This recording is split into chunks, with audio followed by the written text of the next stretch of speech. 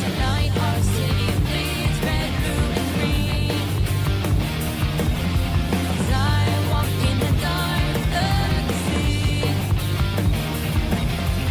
I thought greatest eyes threatened the colors in my heart are fading on. They're gone, they're gone.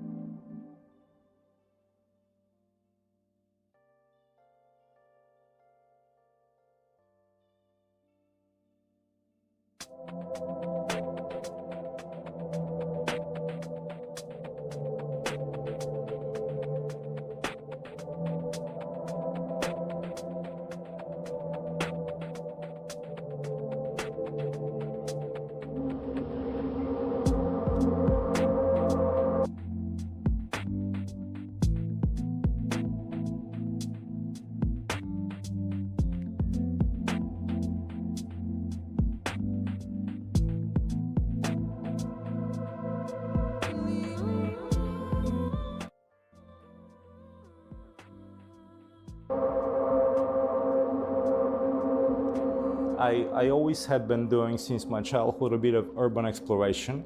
So I love to like break through a window of an abandoned factory or building or train station. I've been So muted, that's one of but my hobbies. my idea used to for be. today was to watch this video. What's on the roofs of buildings? You know, what's in an abandoned And maybe do building some Half-Life 2 cellar episode and 2. in a factory. We did a lot of work on this.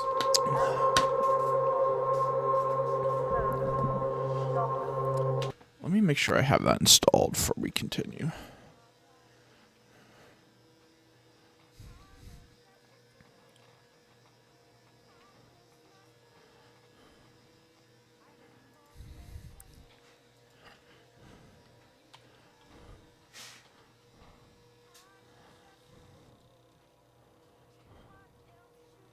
Where's episode 2? Install!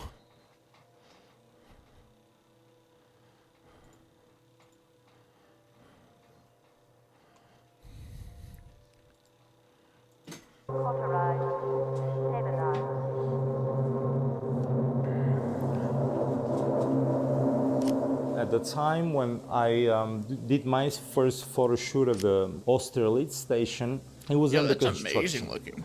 But then there was no security guards, no fences. Even you can just walk and see the broken textures and layers of paint and brick and history. And it was just so cool that I can get this information before it got overbuilt with a new neighborhood.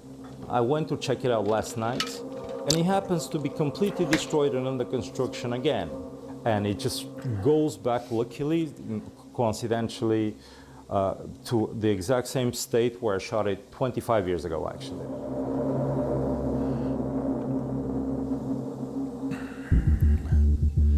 Boom boom boom boom boom boom boom boom boom boom boom boom boom boom boom boom.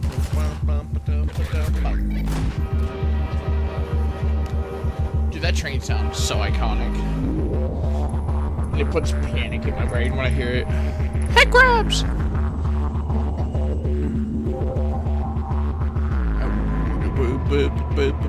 That's the end of the first game, isn't it?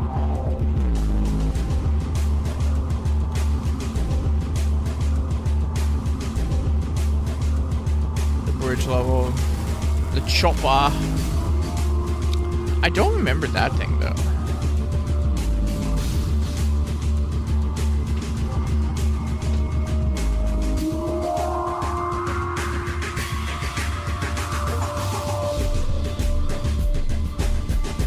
Half-Life's ready to play.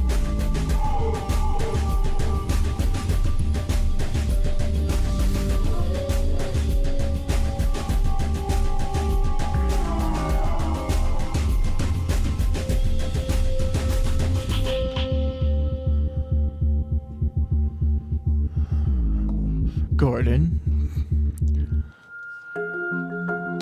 it's time to wake up, Mr. Freeman. How many chapters are there?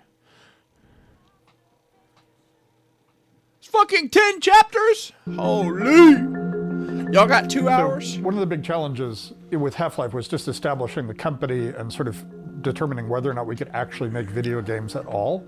Like, my background was operating systems and spreadsheets. Mike Harrington, who was the co-founder, had a similar background. He had a little more game experience than I did. But with Half-Life, you know, we were pretty sure we were gonna fail. And then Half-Life was successful. It was like a lot more successful than we had any reason to expect. And now we had to follow it up, right? We didn't want to have a sophomore slump. We didn't want to be a, you know, a one and done kind of company. So now we had the terrifying obligation to our customers and to our fans to somehow advance our game design skills, our technology, all needed to level up for the second game. Hey, Dad. Do you remember when we went to the doctor and then we went to Sonic? Then we went to Sonic. And you pulled under the awning. And you said, and the radio stopped working for a second. The radio that you were listening to. And you asked if there were solar flares. There weren't solar flares. Do you know when there was solar flares?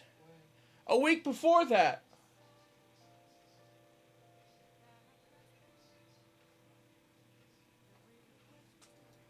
I think a bunch of us were really shocked by the success of Half-Life 1. We were this young, unproven company. I don't think any of us really knew what to expect when we finished the game. I remember when we started working on Half-Life 2, we had already set the bar pretty high for ourselves. So during Half-Life 2, what we were really trying to do is take advantage of the visibility that Half-Life had created for us in the industry to continue to hire the best people that we could find in the world. It just got easier.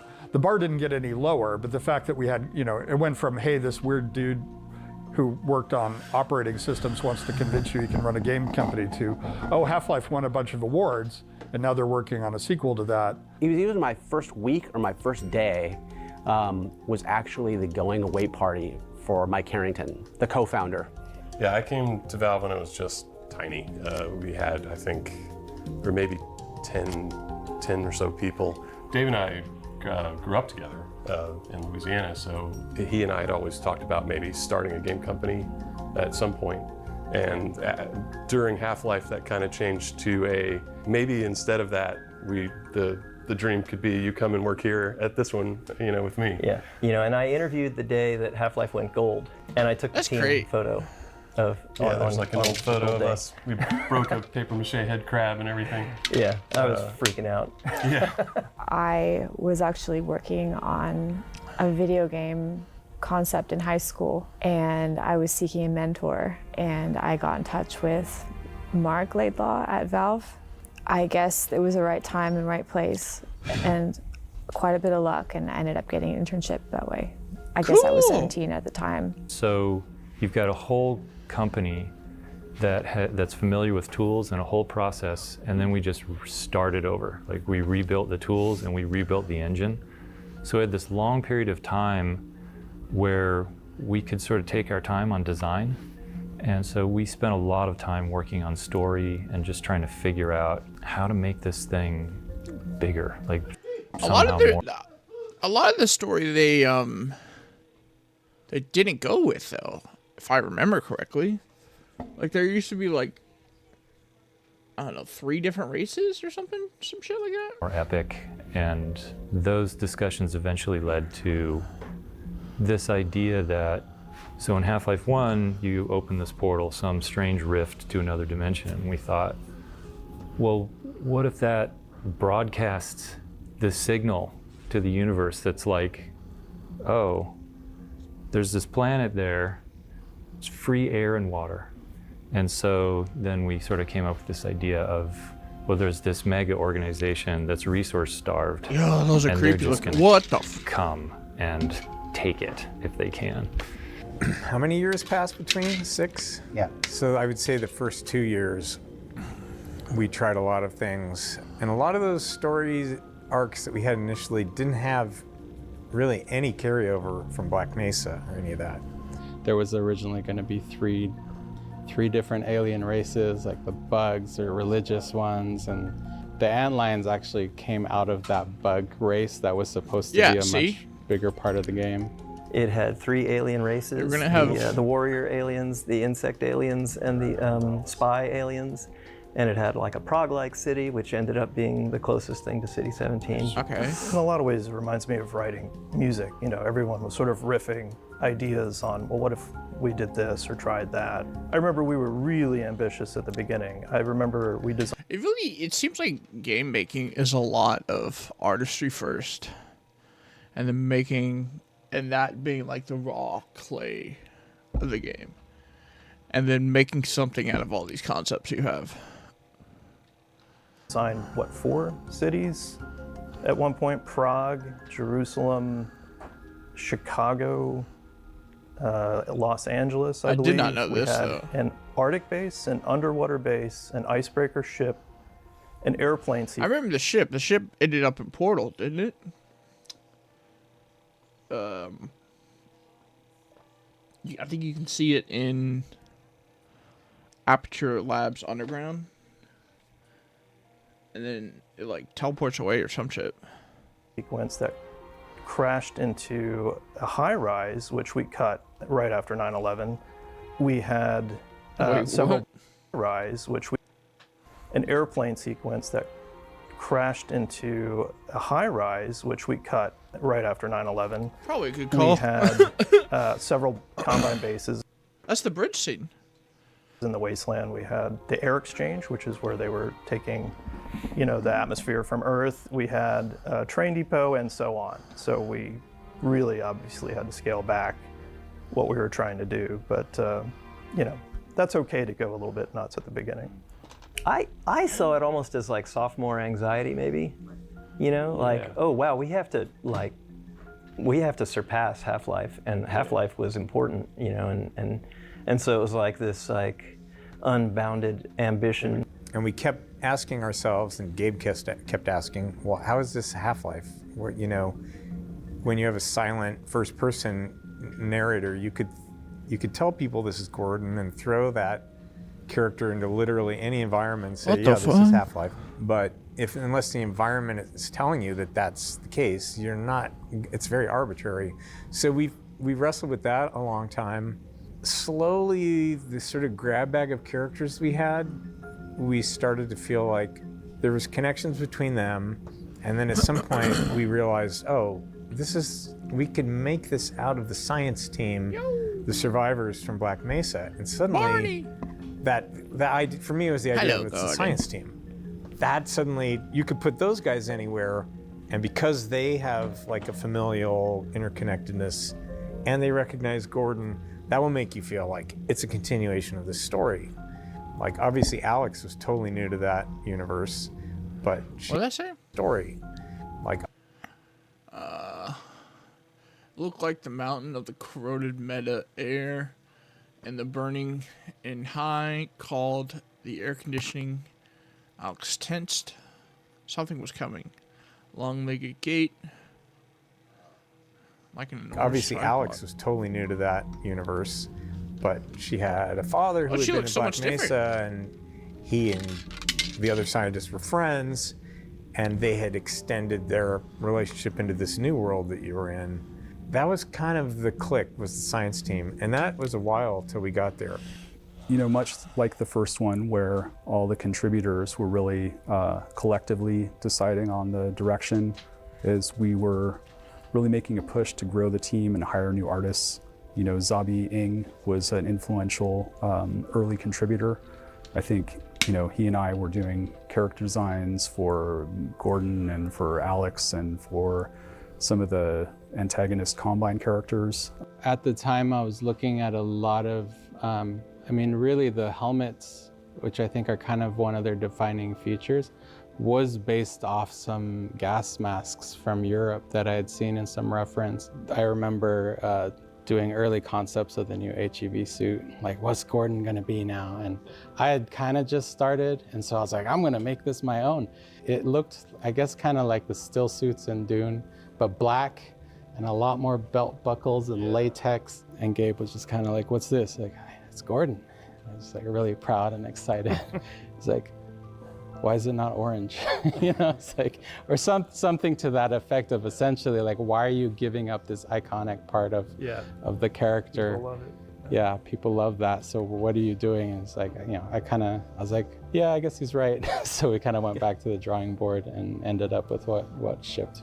And we had like, I don't know, so many creatures that we tried and abandoned, you know, not because they were bad, because we had better things to pursue, you know, more. Yeah. Not because they were bad. Flocking creature uses stun gas to disable player. Once player is stunned, these creatures change tactics and rush in. That sounds terrifying.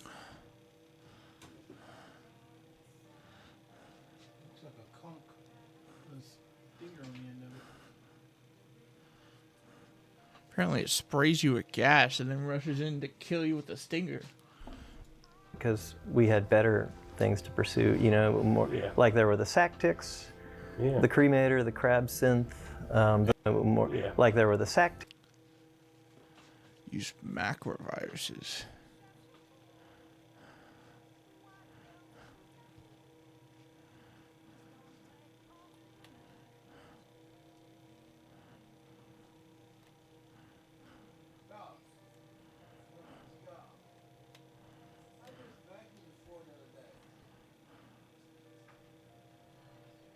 Ooh, these are cool. Ticks. Yeah. The cremator, the crab The cremator. synth, the And even something stalkers like the as stalkers an we enemy. had Ooh, a little Asmongold. bit in the game. Yeah, right? we're the crab see that? synth. The And even something stalkers like What's up, y'all? It's me. It's your boy, Asmongold. the as an stalkers enemy. we had a little bit in the game. Yeah, right? we But shipped the stalkers, but not as an adversary that you fought. Yeah, there was definitely an evolution of how biological versus how synthetic a lot of the creatures in Half-Life 2 were. And I was always hoping to get to a space where it was ambiguous, you know, where you couldn't quite tell if this was created or if it had grown or if it was natural or synthetic. There was some synths I did that never shipped. Actually, we did ship them. They were at the end of the game when you're going through the Citadel. I had designed these synths that no animator could figure out how to actually move because they weren't built to move.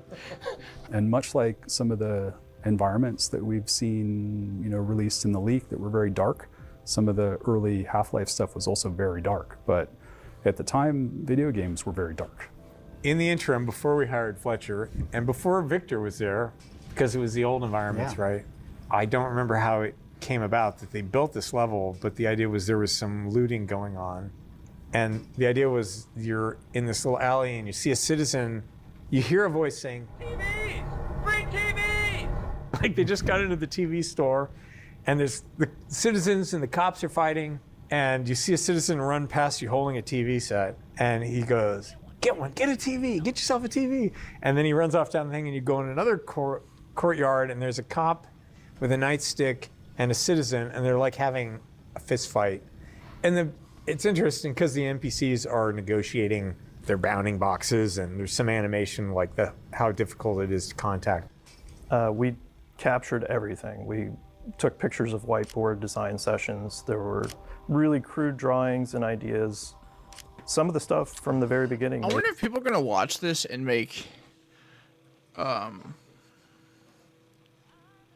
mods of like all these ideas. It all the way to the end. You know, Ravenholm, antlions, dog, Kleiner's pet head crab, and you know, those things were just so fun in the moment that how could they not survive, right? The other thing that was really memorable is I remember we started making the world really dystopian, really dark at the beginning, and some of the concept art. It looks like what was that propaganda ad? Where they were like, break the mold, break the mold. Shows that They we throw didn't like a think spear players through would the enjoy TV. spending 20 to 40 hours in such a dark and a kind of oppressive setting. So the game lightened up considerably over time, but you know, still maintained the feeling of a security state. So I was trying to like get all these cool ideas that the team had already when I arrived and streamline them.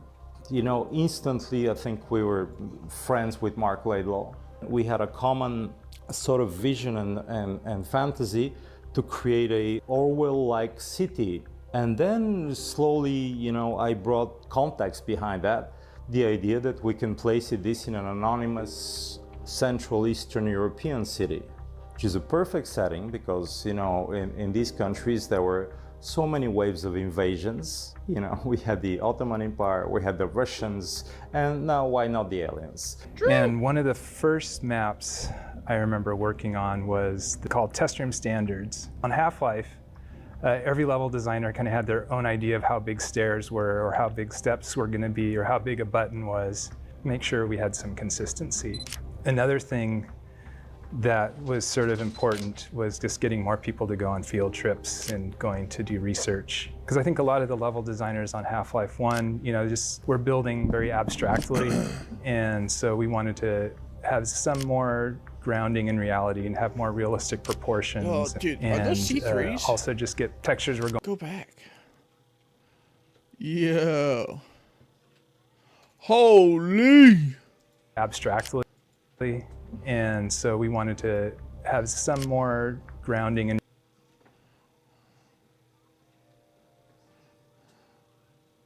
reality and have more realistic proportions and also just get textures we're going from hand painted to more photographic. And so we would go out and collect a lot of the pictures for those textures to start building for our new library. I joined Half-Life 2 probably a year after it had started. I know that it was at least a year because I was put on Borealis, which was like everybody else had disowned. But then I came along and said, oh, well, I guess this is now your problem. So I started on Borealis, and of course I failed at that too. That eventually got cut. Yeah, so I came in having had experience doing game AI. I was at Looking Glass Studios. Probably the biggest thing I did there was lead programmer on Thief, the Dark Project, did the AI for that too. And actually my first thing is they handed Borealis to me to do after I'd finished? To do the AI for the guy that you're supposed to walk through the Borealis ship with. There was a bunch of work put into it. We even went on an icebreaker ship to get reference. As soon as we started to put it together, we realized how unbelievably tight the space was, and you could never make any kind of really interesting combat in it, and so it just withered on the vine right there. I mean, when I started, there was that document that was the tech wish list. Yes. It was just this very bare bones bullet list of tech features. And I mean, I think it was like 6 years of work to build that tech list and then realize it into a product and leverage all the implications of it, you know? So this was a main feature that the light felt very, very realistic and intuitive because of the source engine and the collaboration between artists and engineers. Ken Birdwell, and he was a fan about photography and getting the lighting right. The math that we were using was wrong. And not only that, the math that everybody was using was wrong. And then as I started to correct it, and I realized just how bad it was, and then I fixed it, and suddenly everything looked great. I had to go tell the hardware guys, the people who made hardware accelerators, that fundamentally the math was wrong on their cards. That took about 2.5 years. I could not convince the guys. Finally, we hired Gary McTaggart and Charlie Brown, and those guys had enough pull and enough. I have a fine arts major. Nobody's going to listen to me. Charlie and I met at college at the University of Florida. We were both getting It feels like computer they're science speed degrees. running through these things, or maybe I these ended are up just dropping out. outlines of the different chapters are gonna.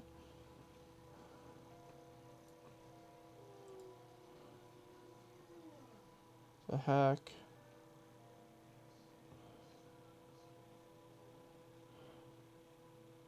Okay. Out to go work at 3DFX as employee 11 there, and then I think Charlie, you actually graduated, didn't you? I graduated and then followed you, and I was 17. He really is Charlie I Brown. was 17. There were three kind of principles. One was to make something that was immersive, visually really rich and appealing, something more like you would see in a film, and the art direction and the technology to make that happen.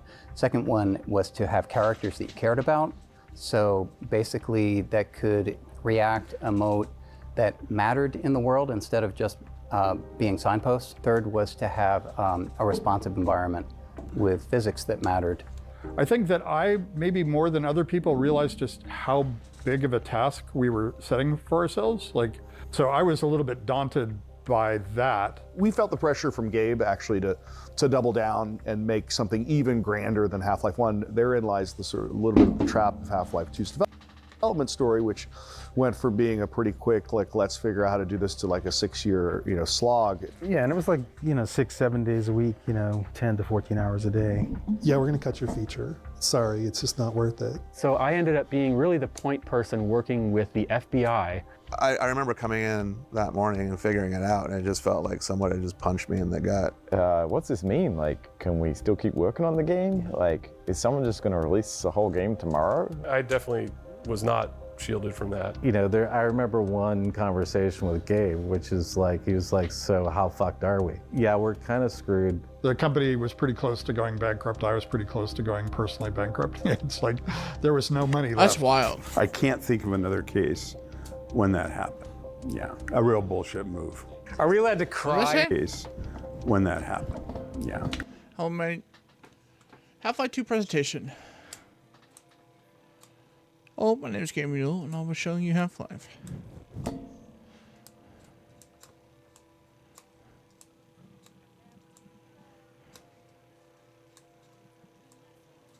A real bullshit move. Are we allowed to cry in this documentary? That's what I want to know.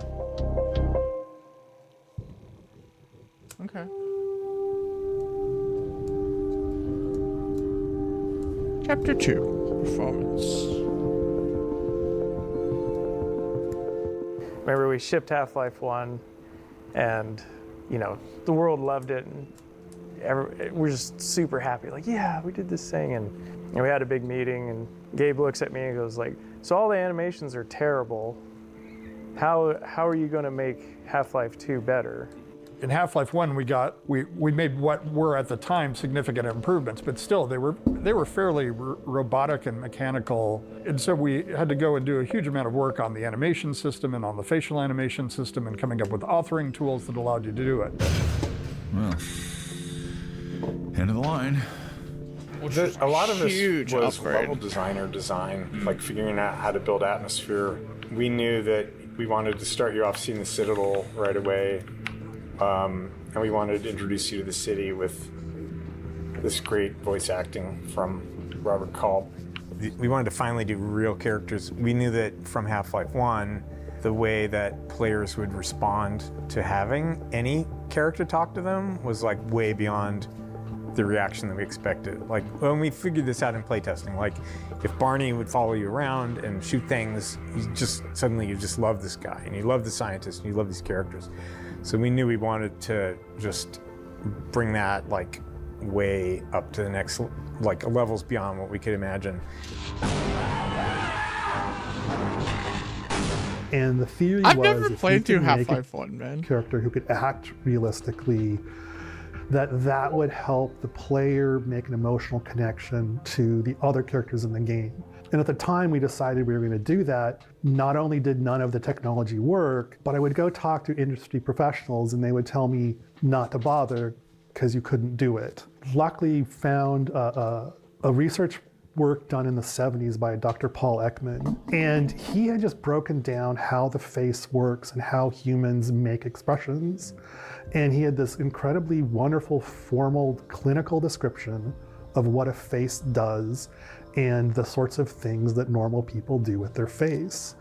I tried this experiment with putting a grid on Scott Lynch's face and shooting him from the front and the side so that we could get points from this grid in 3 space for the geometry, and we got shots of his texture, and we found a good way to model a reasonable head, of his geometry, and then project the texture onto it, and then abstract it or stylize it enough so that it didn't look totally photographic, but it looked like a kind of a real person.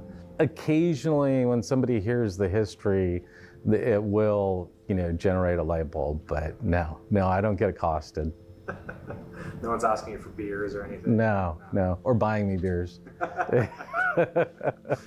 We added Ken's eye tech to that, which was amazing because he really modeled. Oh my god, dude! If you hold up your hands and cover, that's the G-Man's eyes, dude. That's wild. Eye tech to that, which was amazing because he really modeled and he went deep into the research of how eyes work. Eyeballs was about 9 months, just on eyeballs, but you have to do each step. You have to get the shape of the eye right. You have to get how the eyelid gets pushed by the cornea and the ball of the eye. So as your eyes move around, your lower lid, your upper lid, all of those get shifted slightly, and it's all automatic. It was wonderful. The day I got it working, the characters went from looking like interesting dolls to, Alex just looked at me. Oh my God, this is working. They would ask for surprising things at times, like they wanted really fine control over looking at named objects in the 3D world, no matter what direction the actor is facing. So you had to figure out things about, maybe the upper body needs to turn and the head needs to turn and the eyes need to turn. So we're in the elevator coming back from Starbucks to get morning coffee, and we saw this face, and it's like, that's him! That's the scientist! And he was an accountant in the firm below us in Kirkland. Yeah, nothing kind of blows your mind when you've been working all day on this character in your game, and all of a sudden you get on the elevator, and you're like, holy crap, it's him. I once ran into him at the airport. So we cast people that were real change. Are Vendors you leaving, in front Dad? of supermarkets. We Goodbye, cast Dad. waiters in restaurants. When I was in junior high school, I took karate classes, and that was my old karate instructor.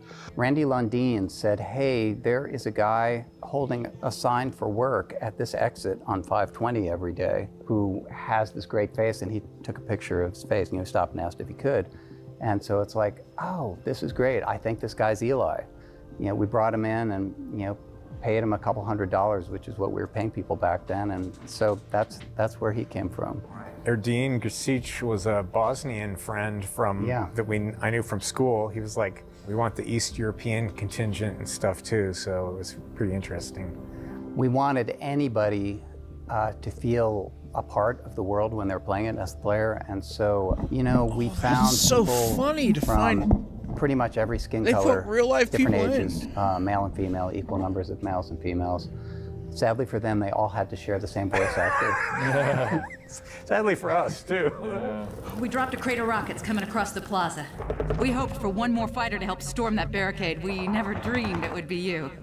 Kleiner's Lab was the first prototype that we did of how characters could work together in a scene. Yeah, it was like a proof of concept. We kind of had to make that work, and put everything we could into it at the time to test all the technology, and then know from there what can we do, what else can we do with this. Turning it into a performance that would be engaging rather than just audio, radio play kind of thing. Yeah, I mean, that was the point where that scene was where it all started to come together, all our theories and hopes for what the experience might be. And it all went completely smoothly. It was out of the box. It was amazing. The most difficult technical aspects are really kind of boring.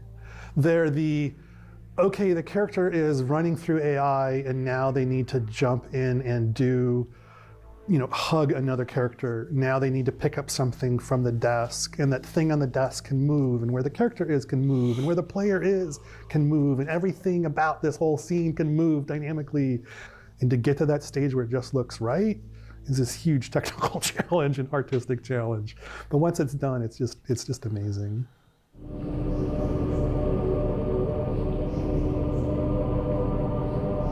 Gordon, snap out of it. You're staring at me again. Warming up nicely. Are you sure you don't want me to swap out the polarizer?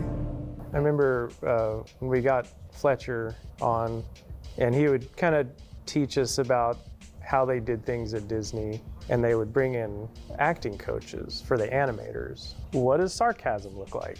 Certain expressions, and there's a timing to those expressions. And when you have a scene with multiple characters, it's not always the person talking that's doing the acting, right? Everybody's acting. Even though you may be looking at Kleiner because he's the one talking, every character in that scene around you, behind you, they're all doing stuff because not everybody's going to be looking at the same place. Yeah, I remember even just like when Alex teleports and then you see her show up on the screen, right? Oh, that was and incredible. Heads over, gives him a quick kiss, and it tells you so much about the relationship without having to say, "Hi, Dad, I love you," and all this extra heavy-handed stuff. So. Jake was a random demo reel that was sent in. That was incredible. Jake was incredible. Jake was incredible. Miss that guy. One of a kind. Yeah, miss that guy. Amazing technical animator. Yeah, I mean, Jake was one of those guys that, whatever needed to be done, he would figure it out and just make it happen, with it. It'll just get done correctly.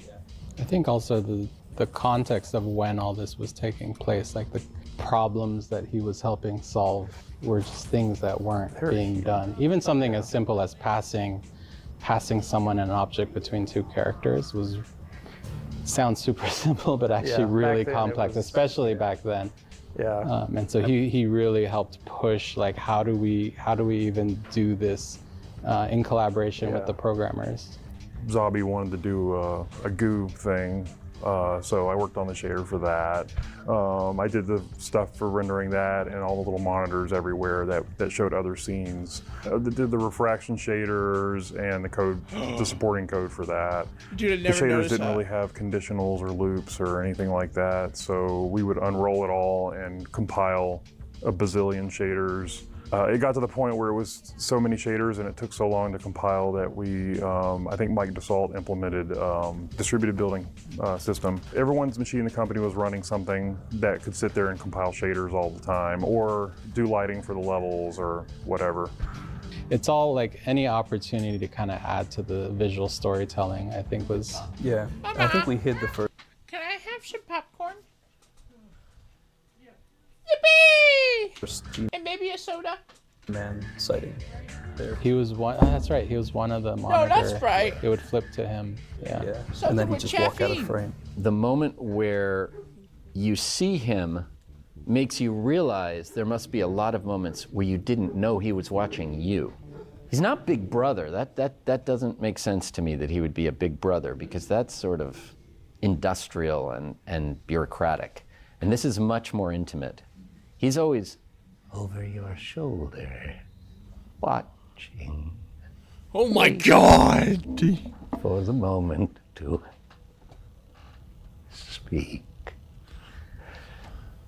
That's where I think he lives. Fuck, what My the name is fuck, Mike Shapiro, man? And I am G-Man. I am also Barney. And, you know, Barney's not, he's not that far from, you know, G. Gordon, like, he's not that far from where I live. You know, he's so fallible and you know, he's always tripping over himself, and that he's just such a good guy, you know? Not necessarily the most capable, but just really there for you. Get that thing away from me. Here, my pet. Hop up. I think early on I had a sense that G-Man knew a lot and was taking care of a lot that we didn't quite understand, was kind of enjoying fucking with people and massaging reality in a way that he had a unique capacity to do. There were also aspects to him that I knew pretty early on, like his relationship to time is very different than you or I would think.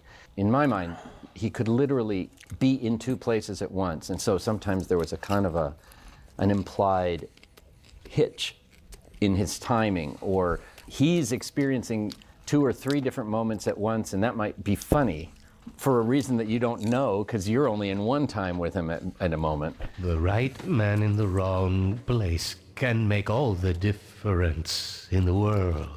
I think as we realized how well she worked, coming out of stuff like the Kleiner's Lab experience, we started looking for more and more ways to include her in stuff.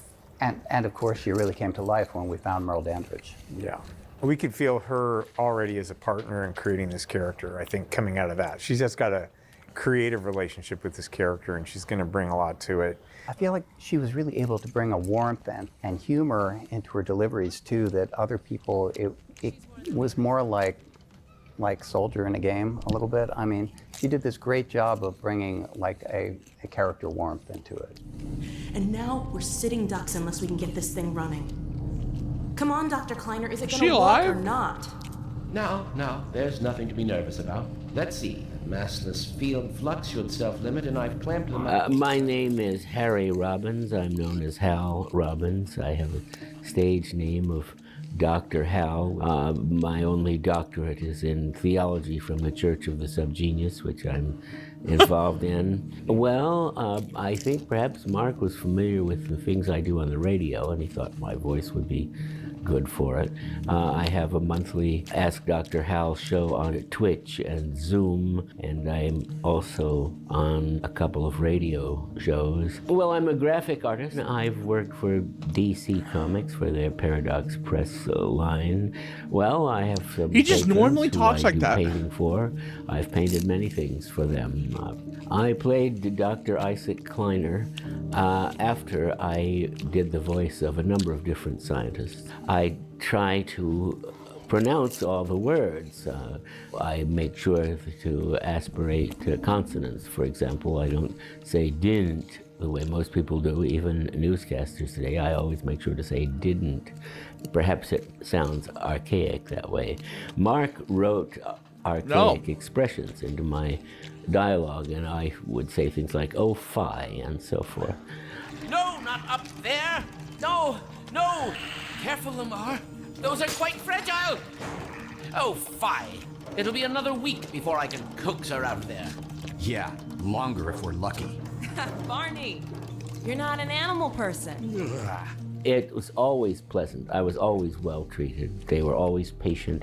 Even if I mispronounced something which was obvious, they would correct me and I would pay attention.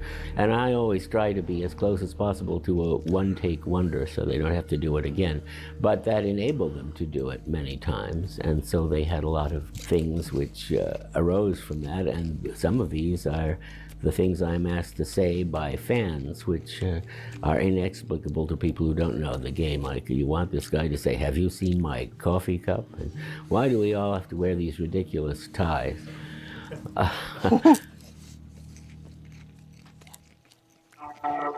That's funny that as someone so removed from video games. That's interesting how he views games. And his character. And his portrayal, to be honest. So in the same way that we thought it was important in Half-Life 1 that when you shot a wall, that we put decals on the wall to indicate that you shot it, we wanted to say, okay, what happens when you throw a grenade at a bunch of boxes, right? The world itself needed to be more reactive to everything you did. We used some third-party code, but Jay Stelly was the one who really wrote the wrapper on that integrated it. And physics was even early in the project was pretty successful, right? Once we got over the initial thing of like things falling over, and we started adding breakable objects, things you could script and hammer. We added vehicles, sound cues from all the objects, and the AIs, you could drop things on them and crush them, things like that. All of those behaviors, once we got just a few of those things in, that was really fertile. For everyone who worked on Half-Life 2, masses got broken down into a set of scales that I assume someone's already talked about. No? Okay. Well, you say. So yeah, all right, so the question is whether it's bigger than a bread box or smaller than a space station, Yeah. right? Like that's. When you went to debug something and the text says, "Oh, this thing weighs as much as a racehorse." Yeah. You knew it was more than a bread box. You're like, well, but not as much as a space station. I think so, but I don't know in the scale if it's closer to this or closer to that. Yeah, because refrigerator. Refrigerator. This all came from, at some point, I think it was David Spira. Yeah. So you could look at any entity in the game and turn on a bunch of debugging text about it. And one of the most important things to get right in every object in the game that was physically simulated was its mass, because that dictated an enormous amount of things, like the amount of force it would apply to something else when it hit them, and the amount of force, its response when it's hit by something else, all that stuff. Had to get it right. But of course, like, mass is just a number. Like, what does this mean to anyone? And so I think it was David Spira who found online some list of masses and objects, and he just brought that into the game so that when you looked at an object, it'd say like 100 bracket racehorse or something. And so over time, like, you all just got that locked in, and because it was like a logarithmic scale, it went from things like bread box, paint can or something, up to like space stations. Yeah, the moon. The moon. You're like, what? So, what do I do with this? At this point, it's just keyframe at that point. Yeah, so there would be many like conversations where we'd say, so I don't know, do you think that's more like a racehorse or the space station? The very first physics puzzle that we put in the game, from a development calendar standpoint, was the washing machine puzzle, where you push the washing machine into the hopper and raise the ramp for the airboat to jump over. We developed that because we felt like we had this section of relentless pressure with the attack helicopter. Watching players play test, we felt like they needed relief from it. You see the very first training of it in the on-foot canals with the teeter-totter that you have to put the cinder blocks on, which was added to the game later, and it's sort of training of like, hey, you can interact with levers and balance and create paths for yourself. And then later the buoyancy puzzle, we added that one after the washing machine puzzle, and it was just kind of like, oh, you can connect masses with invisible pulley systems and then build little machines that way. I guess at first, right, the gravity gun was kind of this, we weren't even sure we were going to ship it in the game. It was like a development tool. And so it was like this beam, you could reach out and grab things and pull them toward you or reposition them, drop them, grab them from another point. But then we talked about simplifying it and just making it to where it was just pushing on things and pulling on things. And where could we go with that? And the first draft of Ravenholm wasn't really about physics so deeply, right? We ended up reorganizing the game to put Ravenholm after you get the gravity gun. Originally it was before. You would park the airboat at the dock of Ravenholm and then get out and go explore Ravenholm.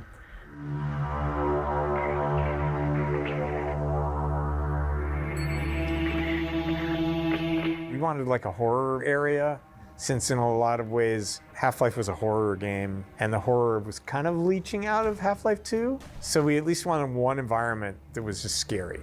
And then we had a design meeting where Doug Woods said, you know, creature with a shotgun, and I was like, oh, yes. The important thing to know is like we didn't sit down and design Ravenholm as like the tutorial for all those things. It kind of kept getting things over time. And then after we got more physics working, we had this idea that there would be traps for the zombies in there that were physics. And there were a bunch of them, and they didn't all make it into the final game.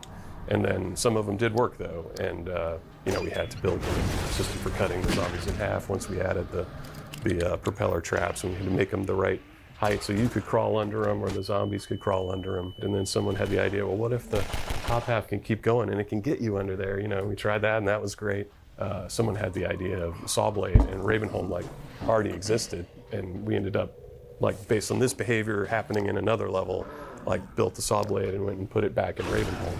Ravenholm was probably some of the most fun I had working on Half-Life 2. The whole idea behind Ravenholm, and that we were going to starve you of ammo, sort of force them in a position where they have to rely on physics and the context of the objects around them. It's like, oh, wouldn't it be awesome if the zombie it's going to take him 30 more seconds to get to me, but he's got like a barrel right there. Like, what if he could swat that at me? So that was definitely something that was just like, we have physics now. This would be a cool thing to do with it, and it'd be a thing that would make sense and a thing that would be scary and fun. One of the things that John was like extremely strong at was little touches, like I think we called them puzzlets. We did call them puzzlets. Like, they weren't puzzles, they were puzzlets. Yeah, it's this little thing that takes you between 5 and 60 seconds to resolve, and at the end you either get something or you feel a certain way, and it was really a big part of making sure that like minute-to-minute gameplay, as we called it, was interesting. Yeah, he was good at that. That's great. We actually did this as an exercise of like, okay, take, you know, all the elements in the game and have a grid of, you know, rows and columns of all those elements, and make sure that there's a meaningful thing at each intersection of those cells, so that everything has a meaningful interaction with everything else. And where we saw empty cells, we would actually design a thing. Yeah, like, is there something we could do there? Yeah, barnacles plus grenades, or whatever, you know. Okay, we need to make sure that they'll eat the grenade and then blow up. Like, the reason we build these scripting level design tools, you know, it's just, it makes it accessible for all the people on the team, even if you can't write code, to like put something together, try out an idea, you know, see what we can do with this. And the Entity system's no different, right? A lot of things the level designers just want to, like, I have this idea for something that could happen. Is that fun? Look to your own salvation.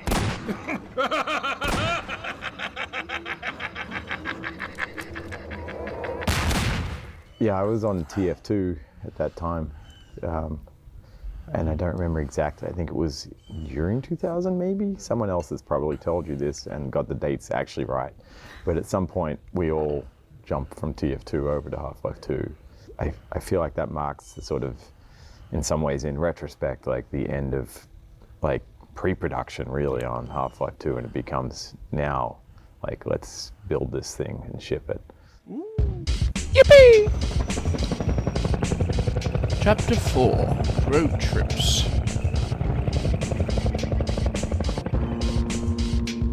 Actually, the first thing I got told to work on was a jet ski. And I spent 3 weeks trying to figure out a jet ski in first person. I was like, okay, none of this is working. I don't see how do you do this without making people sick? So I remember one weekend out of frustration, I just made the airboat. I don't know, maybe it's the Florida bit in me. So Charlie Brown had worked on the airboat, and then we picked it up, a different group. We started working on the canals, and we had this idea of it was going to be kind of like a lot of tricks under pressure, where, you know, you're doing like skateboarding type moves. I think it was Kelly Bailey who basically said, you know, I'm playing the canals and I'm trying to do these tricks and I'm failing and then I'm getting shot. And he's like, I want to be like Smokey and the Bandit. I just want to be smashing my way out. We did this whole other pass of the canals where we dialed down the consequences for failing the tricks, and we dialed up the feeling of, you know, power. Some players absolutely refused to really stay in their airboats. They wanted to get out and look under every rock, behind every tree. For those players, we had to craft enough density through the lengths of the canals to keep them entertained and happy. And then there were people who just wanted to smash through everything and treat it like a racing sim. And so the game had to be fun and interesting for them, and sometimes that would clash. If you stop here, we're going to give you a reward, basically, either a narrative reward or like an actual like in-game like reward. The Lambda caches, the Lambda signs, we use them a lot more in the canals, and part of that is literally because we did it afterwards. Like, I mean, I'd worked on coast maps, and we didn't have that yet. You know, the canals are restrictive because we want you to drive this airboat through them. And we've got all these fun things to do, like you could jump over things, you could smash through things. The worst case scenario is you're trapped with people who have guns and they're shooting at you, and you don't necessarily have a way of shooting back. So, you know, that led to, well, we need to add a weapon to the vehicles. Well, part of it was the helicopter was such a persistent pain in your ass that we really wanted to put a bow on that whole experience and give you some vindication, some, you know, vengeance, where you get to now hunt the helicopter. So as soon as we attach it, one thing we really intentionally did is you start to drive down the tunnel and the helicopter pops down in your face and it's blocking you, and you have no choice but to just shoot it if you want it to go away, and then you see it flee. And so it's like, oh, okay, the players could connect the dots, right? Now it's my turn. So the next sequence is all about chasing the helicopter down to that final battle at the dam. I remember we worked pretty intentionally to make it the ultimate showdown between you and the helicopter, and some of it was by accident. I remember Brian Jacobson, who did a lot of the code. I remember, like, when I did that fight, I think I had to like restart a couple times because I was just fucked over for health. That at one point, it accidentally did this thing where it just spit out a ton of bombs, and we were like, that is awesome. Keep that. Make that part of the fight. You know, we tried to make it as action intensive as we could within reason, right? That battle was actually, in a way, we designed it to be a final exam. We unraveled those elements into the levels beforehand, right? You learned how to dodge bombs, you learned how to shoot at it, and you learned how to shoot while driving. And then we throw those things together at you with a little bit of a twist. Canals was sort of like a crucible because a lot of good things came out of it because it was such a difficult design problem. The easy thing to do is to make a punishing design where you just say, you can't go here and we're going to shoot you and force you to fail and fail and fail until you get to see the next part of the game. It's much harder to create something where the player feels there's an evolution, they have some power and some agency, so their skill is being rewarded and they can be creative in that restrictive environment.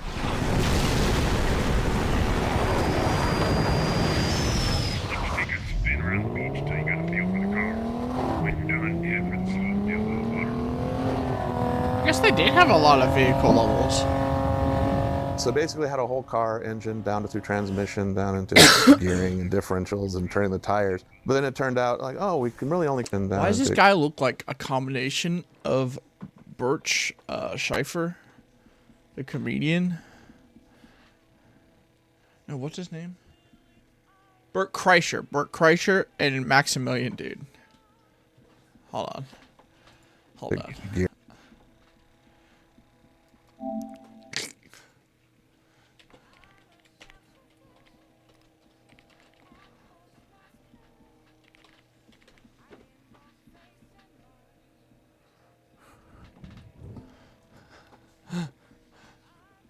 Okay, all of them were with Bert has his titties out. There we go. And then Maximilian, dude.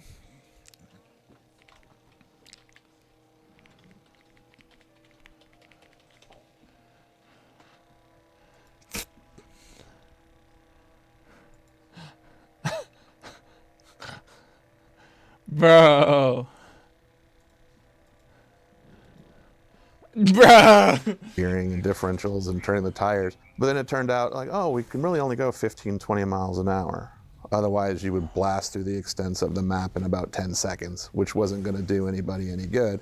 People made jumps, they made all these things. Nothing was working. So I was like, oh, you must be doing a jump. I'm just going to turn off gravity on the car for a little while and let it just go, and then gradually ramp it back in so that it actually felt like you were jumping. It was interesting how like the dynamics of the buggy was so much about like the perceived experience versus how it actually like performed. It just sounds like it's going faster than it is. So Jay and I worked really hard on these engine sounds and this fake transmission and doing all this stuff. But you're really going like 30 miles an hour maybe. So it's like someone just driving around in first gear.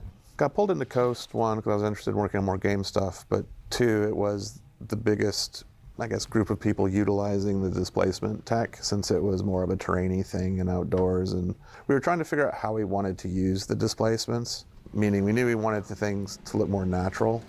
There was a lot more geometry in those maps than our previous ones, given just displacements in general.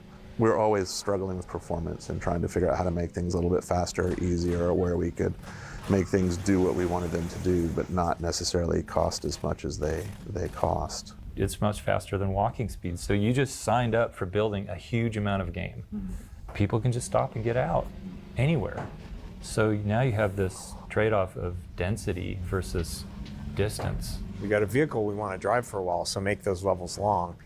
But from Half-Life 1, we still had the philosophy of there should be something cool around every corner.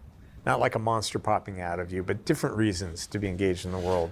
So they would dot the coastline with little towns, and you knew if you went exploring, you'd always get some kind of reward for that. It might be a health pack and ammo, or it might be a character interaction.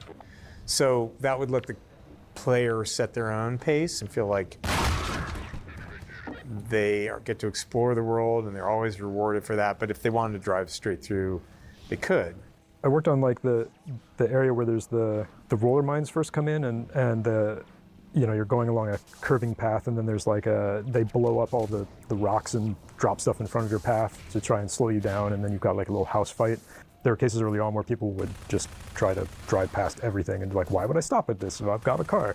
And so we really wanted them to like be fairly unavoidable, and so you'd have to get out and deal with taking them off your car, and then you know, be in the space. So it's really fun just, you know, jumping in there with the Combine soldiers and crafting little fight scenarios. What makes AI fights interesting is not that they're the smartest or the best or anything. Like, it's easy to make AI that can just perfectly shoot the player and kill them. That's not what makes them smart. It's putting on a show that makes them feel interesting. So like in that fight in particular, you go up inside of a building and you get to the second floor, and you're fighting guys in there, and they kind of pull you up there. There's guys up in there, and as you go up and fight them, that happens. But then more guys spawn outside. Like, there's a bunch of windows up in that top section, and there's a crate sort of near the window, and when you go over to get that crate, they start shooting through the window at you. And it's not that the AI actually knows that you're there and starts shooting at the window the moment they see you. There's actually, we have these things called bullseyes that you could place in spots, and they basically would act like a target that the AI wanted to shoot. You know, a lot of that isn't actually the AI being, you know, doing this carefully crafted thing. It's more of us thinking like, what makes this like a neat presentation for the player and gives them that sense that they need to hunker down. Like later on in the same coastline, there's a sequence where you're fighting a gunship and you're in the lighthouse. And as you go up the lighthouse, it's like sort of predicting where you are and shooting through the windows right in front of you and giving you that same sort of show. And that's all like bullseyes and things. Almost every game you play, you're developing a sense of mastery, and that actual sense of progress and mastery is the fun. Piecing it all together is like very core to what makes it fun. Hello, Dr. Freeman. The car's all ready for you. Hop in and I'll lower you down to the beach. We did the player drivable crane first, I think, right? And Yes. then we went back and used it again, you know, at the start. That's a perfect tutorial. Yeah. Like, it's perfect training. This is how that thing works. Yeah. Don't forget, because it's about to happen later. Yeah. You have to do it. We did actually get very close to the base of a crane. You know, obviously you want to be in the crane, you want to be driving it, all these things. But yeah, we did get up very close to this crane again. I think it was asking somebody who was just wanting to take some pictures for a video game, could you just let us in, try to act as like nice and non-threatening as possible. We need the buggy to get into a state where it was flipped, so you could have to learn to recover it and all that sort of stuff. Like, oh, we're gonna flip it over, and then you have to proceed, you have to use the gravity gun. We're just trying to wrap that in some sort of narrative instead of just spitting some text that tells you, if this happens, you know. That was, I mean, the crane was a hard physics problem because, like, one of the worst case scenarios for physics is really, high mass objects moving around because they're going to apply an enormous amount of force to anything they touch. And we have a rigid body physics system. So in the real world, when giant, heavy mass touches something, usually it crushes them. We can't really crush anything. So already we're in like a tricky place. The good news was we had a fixed space it could operate in, right? We could control how far you could extend the thing. And so as the level designers could look at it and be like, these are the only things that the crane will ever really be able to interact with. And so we could be pretty careful around, all right, what are the things that that this magnet's going to touch, and let's make sure that at least the physics works pretty well for that.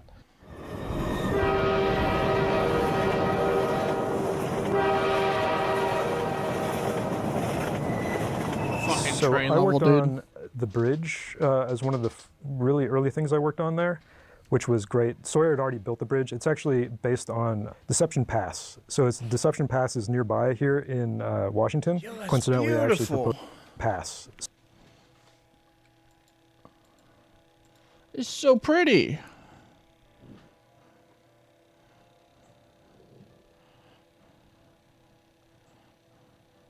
So Deception Pass is nearby here in Washington. Coincidentally, I actually proposed to my wife there. But anyway, it's this really nice bridge that, like, if you go there, you'll be like, oh yeah, this is the Half-Life 2 bridge. The fight against the gunship and everything wasn't really all put together. It was definitely had that, like, scary, fear of heights scenario of going under the bridge, but we hadn't fully fleshed it all out yet. One of the first things I did was like, what if this was a train bridge and you had to do this, play chicken against the train? And getting the timing quite right took a little bit of work, but hearing the train horn come in and the moment of realization that players would have of probably some people die, a lot of people probably die the first time there, but you have this do I go faster or do I turn around? What do I do? I don't know, it was a fun moment to create. All credit to Sawyer on coming up with the going underneath the bridge scenario. People to this day still are like, that freaked them the hell out. Like, a lot of people it's sort of seared in their memory, which is just, it's what we want to do when we're creating levels. Trying to capture the sense of height and playing with the ambient sounds to get the, just to capture the sense of being precarious and high above the ground was just a fun little design challenge. David came up with that, and we play tested it, and the first time we play tested, I think the person who was play testing, their knuckles were white, and it was really tense. And of course, then someone had the brilliant idea of oh, they finally made it, they felt great, now we're gonna make them go back. And the gunship, yeah, that came in, yeah. So that was always fun.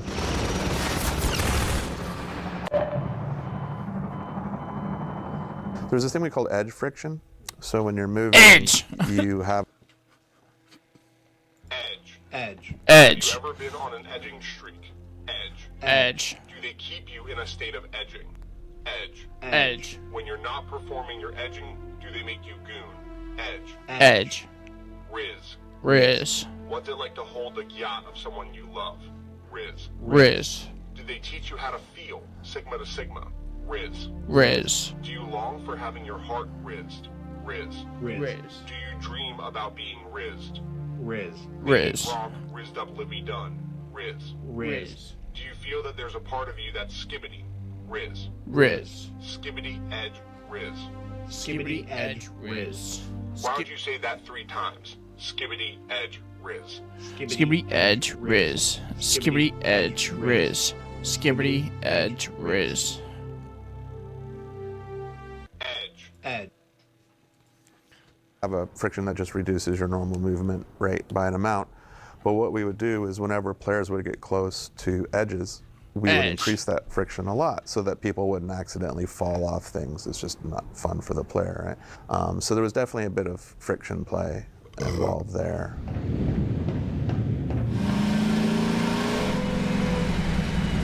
Gordon Freeman! Hurry, get in the basement. We're expecting gunships at any moment.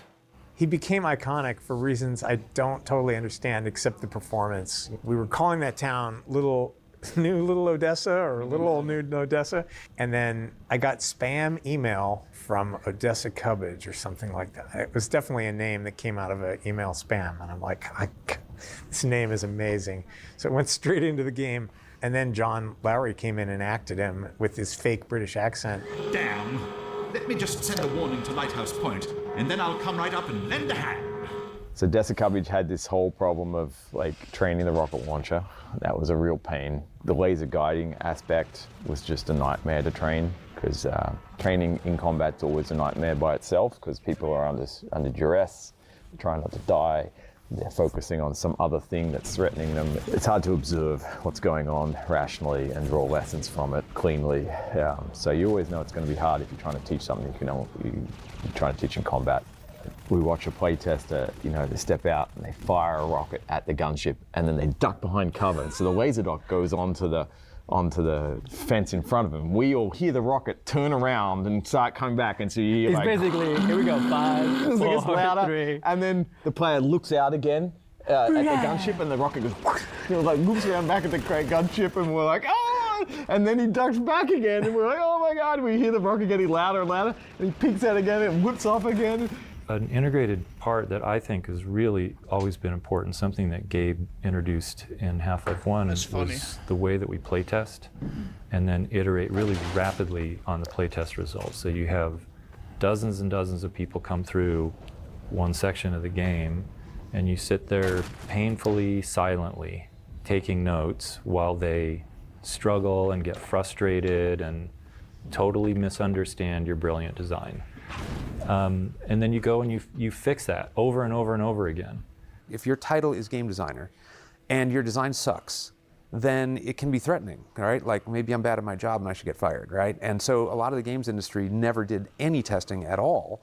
With this playtesting process, that's what basically taught me design in a lot of ways. We would just, we'd come up with an idea for the helicopter, and then we'd be like, okay, let's put it in front of somebody and watch it happen. And then we'd very quickly start realizing that our mental model of like how people are reacting to this stuff Wasn't is realistic. wildly different than what we expected.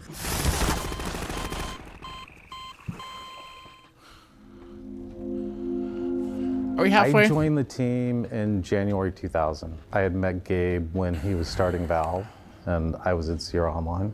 But pretty much the first thing was, Gabe was like, so when you were at Sierra, we did this deal with you for Half-Life and Half-Life 2. You need to go fix that, because we don't like the deal that we did. The intellectual property for Half-Life was owned by Vivendi, the Team Fortress IP. Vivendi? Who the fuck is Vivendi? 3DFX! ATI 128, dude.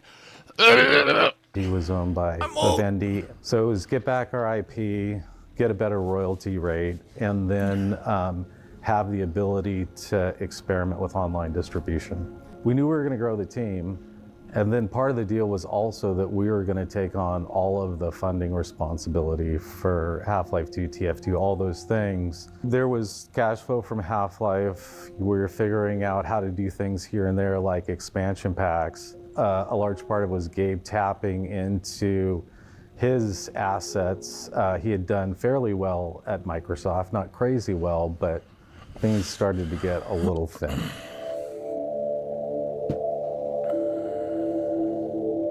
The lawsuit. Okay, we'll pause right here. I remembered I need to do my Final Fantasy dailies. So, and those are going to take 5 minutes. And I need to stand up because my ass hurts. So we'll probably take a 5-minute break, come back, do our dailies, and then continue watching the last hour. What do you mean, invalid password?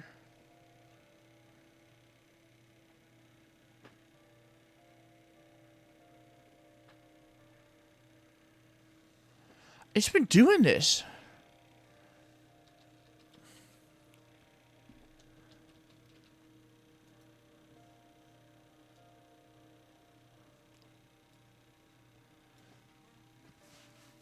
All right, I'm gonna take a little break. I'll be right back.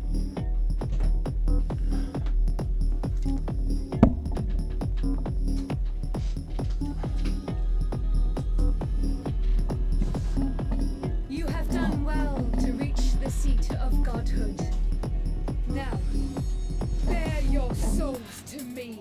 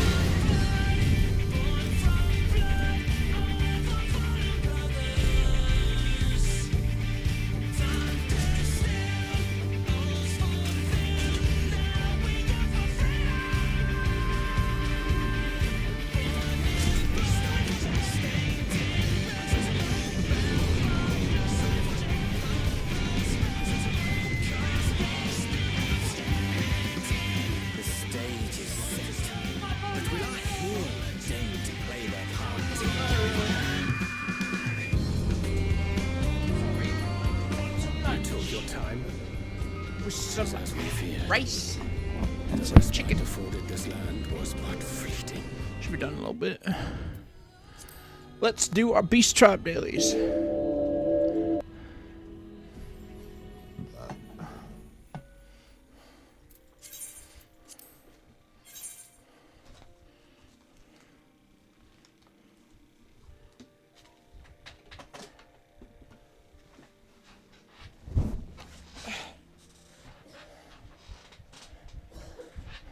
Bless you.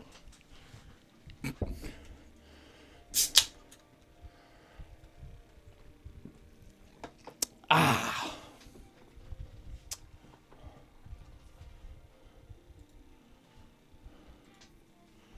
Bang, bang, bang, bang, bang, bang, bang, bang, bang, bang, bang. My boleo. My boleo. To Doc Pogga. Which that is one of my favorites.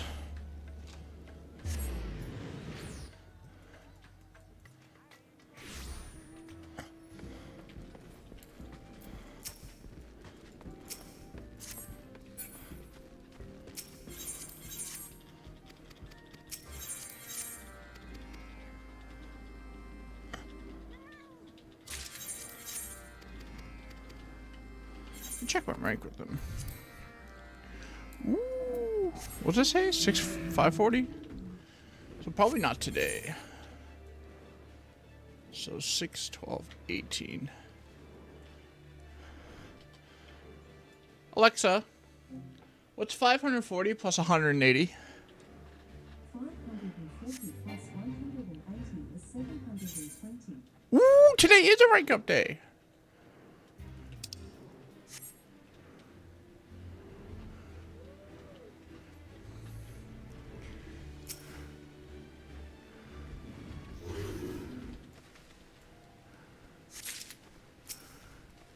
Give me some lumber.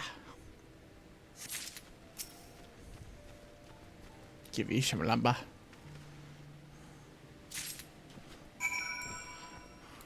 Penis.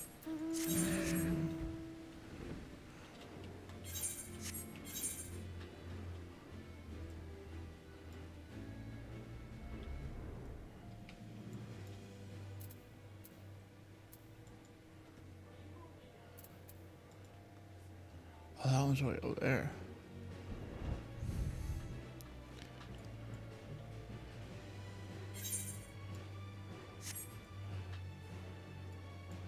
Wee! Boil!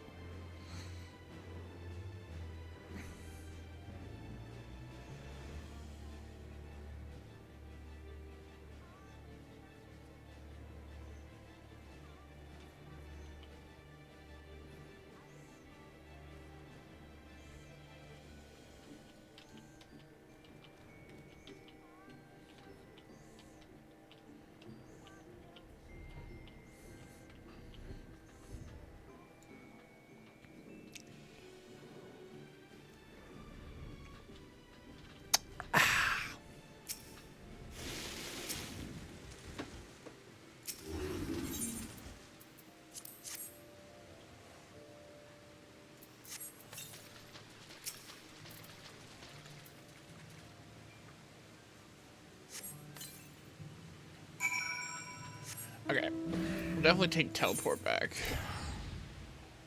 And then do this one.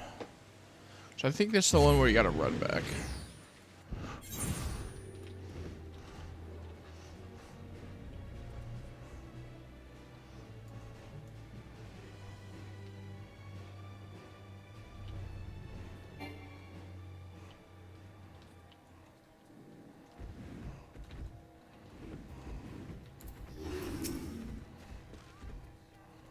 Dude, frog!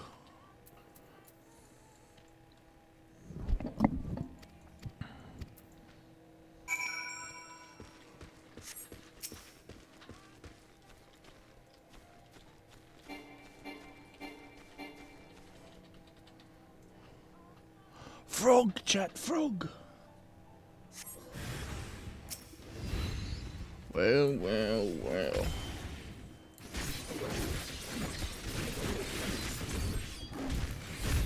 Sicko mode!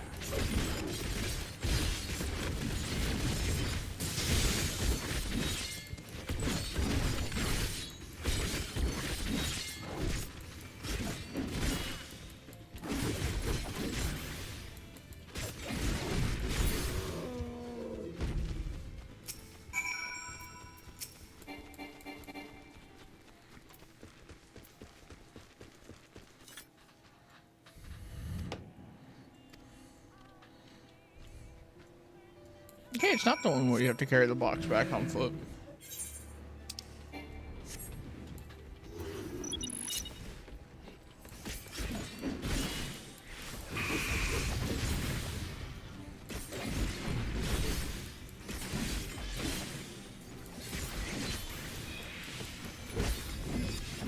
Monkey move!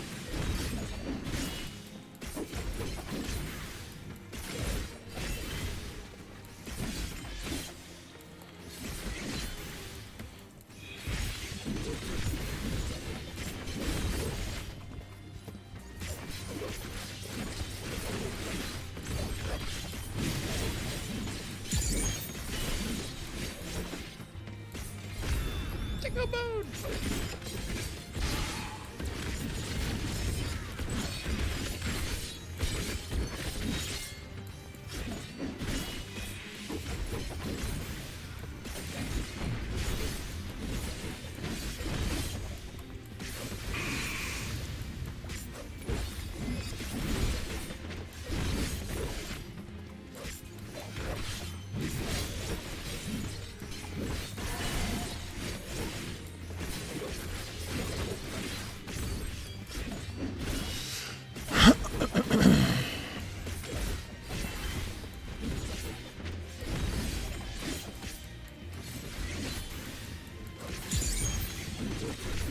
Sicko mode! GG! Super Saiyajin Blue.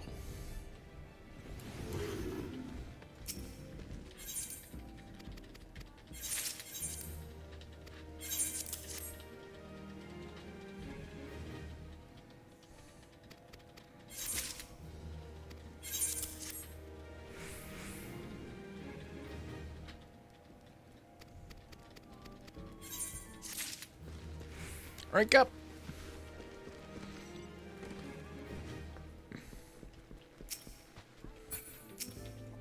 Eepoo! The business is booming at the Tyrol Travel Agency. Thanks to you and the Hanu, we've been seeing stellar sales. Our new policies and training are all paying off. Not a single one of our customers has been accosted by fiends. Needless to say, they find the presence of their guides, turning protectors, thoroughly reassuring. Still, a few issues have come to light. First and foremost, our reach. So far, our tours have been limited to downstream Kazumaka, but guests have expressed desire to see the region's upper regions. With that in mind, I contacted Moblu and asked her to gauge how receptive the Moblins might be to the whole tourism concept. We're about to hold a meeting to discuss the matter, and we'd love for you to join us. When you're ready, head to Elder Zanahali's residence in Okuhanu. Okay.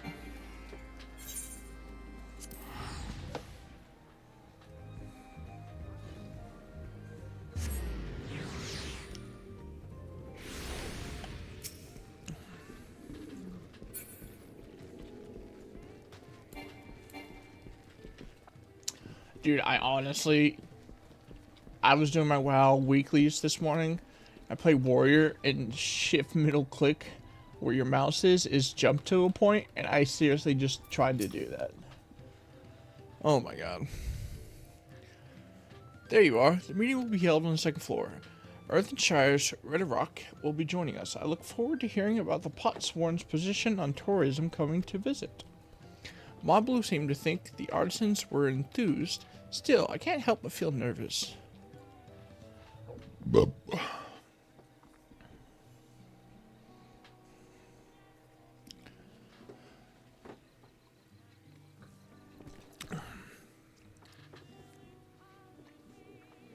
What an honor this is.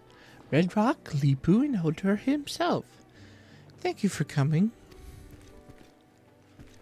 Psh, Red Rock did not know you were involved in Lucky Tour busy deals. How delightful it is to meet again. The peddler mentioned you proposed to bring tourists to Earthenshire, and we should be glad to welcome them with open arms. Potsdam were very supportive too. That's fantastic, thank you. Though I have to ask, what if our customers distract your artisans from their work? I hate to have this arrangement to negatively impact Earthenshire's trade. No need for worry, frowns. Many Potsworn themselves, I think, contact with outsiders will provide fresh inspiration. We are happy to guidewalk visitors too. Until recently, many help hands were recovering from hurty fields, but this situation has greatly improved. Besides, it will bring more opportunities to sell crafty goods. Mobbies will make sure the Potsworn can keep working unhindered, even during the Lucky Tours. It should indeed. Our wares are proving popular with our visitors to Okehanu, and the proceeds have enriched the community. Everyone stands to benefit. Well, it fills me with joy to hear your stories of happiness spread through trade. Red Rock does have one question. The great stairs are impassable. Repairs ongoing. How will visitors reach Earthenshire? Bird. Liplu and I have discussed the matter at length.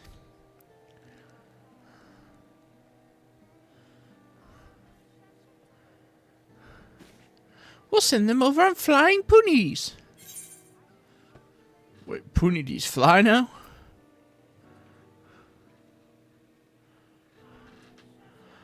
Wait, this is where V got that?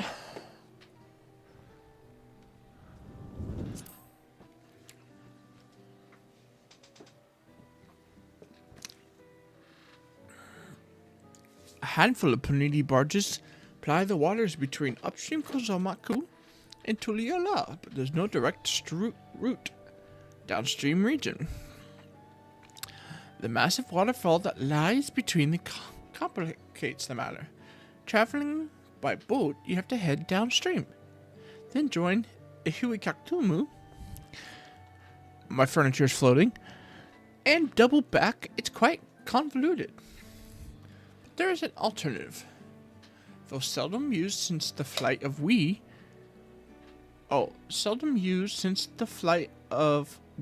Wingless was built.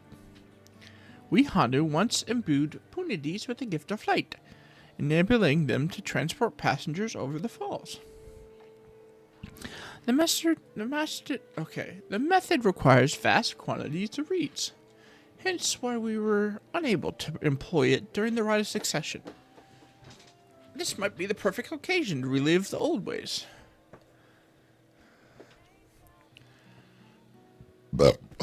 Quick jump between Earthenshire and downstream Kozumaku. Red Rock likes the sound of that. We'll need staff well-versed in punity care. Which is why I've already reached out to some of our beastkeepers. Part of me balks at the idea of spending all that pel. Money, money, money, money, money, money, money, money, money, motherfucker. Money on my mind. But my inner abacus assures me that this is yet another worthwhile investment. There isn't a moment to lose. It's time to make airborne punity travel a reality once more. So they just give them like fucking chocobo cake and they fly?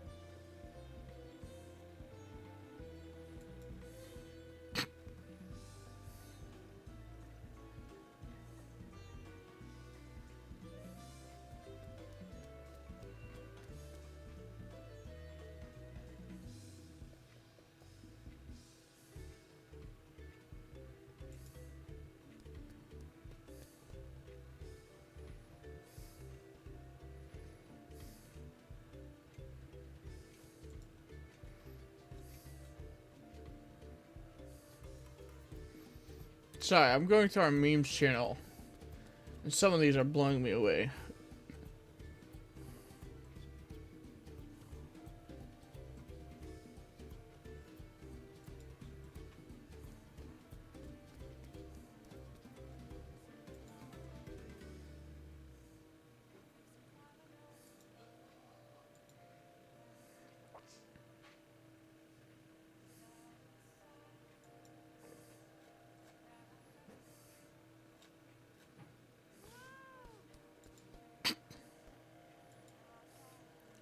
There's a lot of memes. I don't think I can show y'all.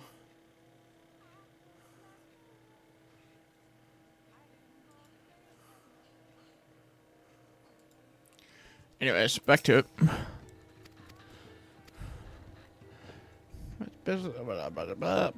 Which leaves the reeds. I guess this is your grunt work, Hodor. Okay. I gotta get some leaves. Some field.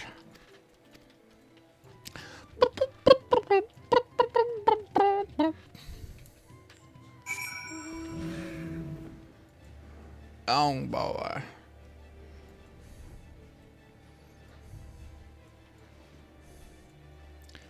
We'll leave my 3 more dailies that you unlock.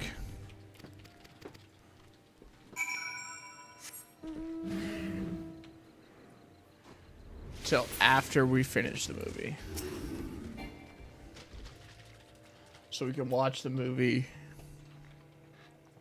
and then finish the dailies. Grass. You stealing my nuggets? You stealing my nuggets?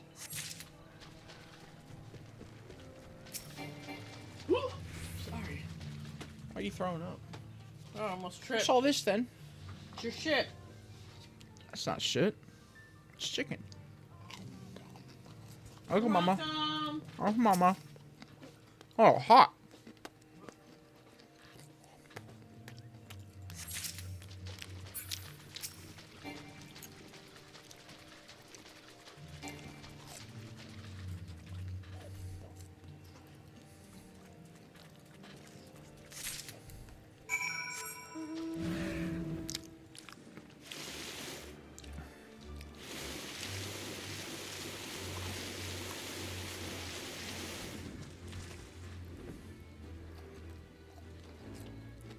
God, it's hot. I got some ranch popcorn chicken. They're ranch, like, I was gonna say style, but I'd say flavored.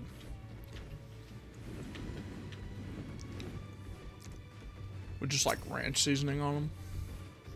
They're really good.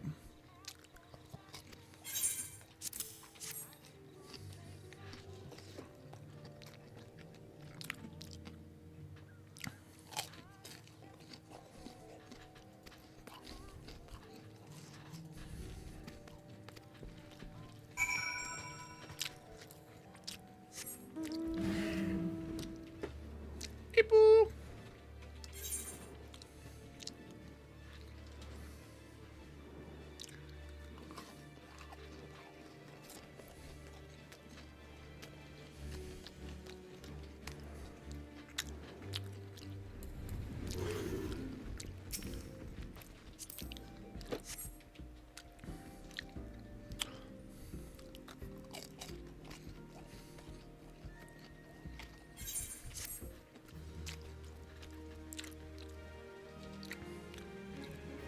Cutscene?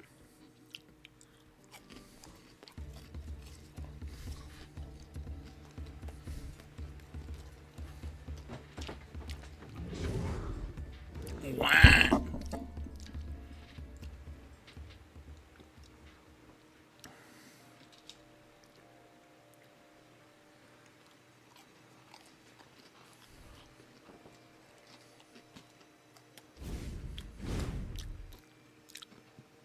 If I win, lay claim to this effigy, grant these waterbound beasts gift of flight.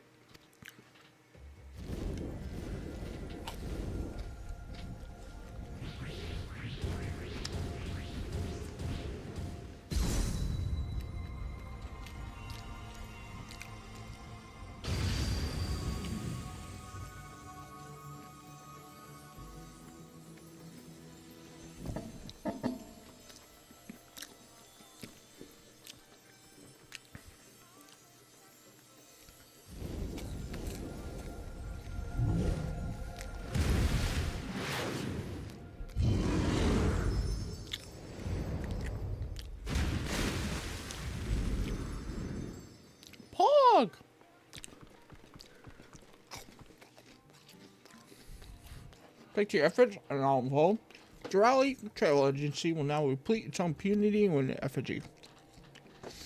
Okay.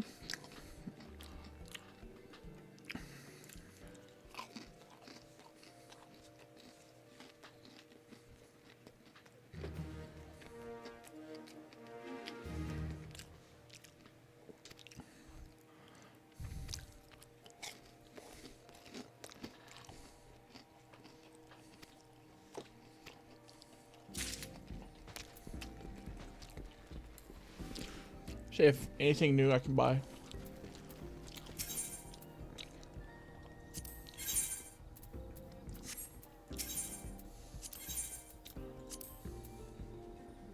Bonity horn.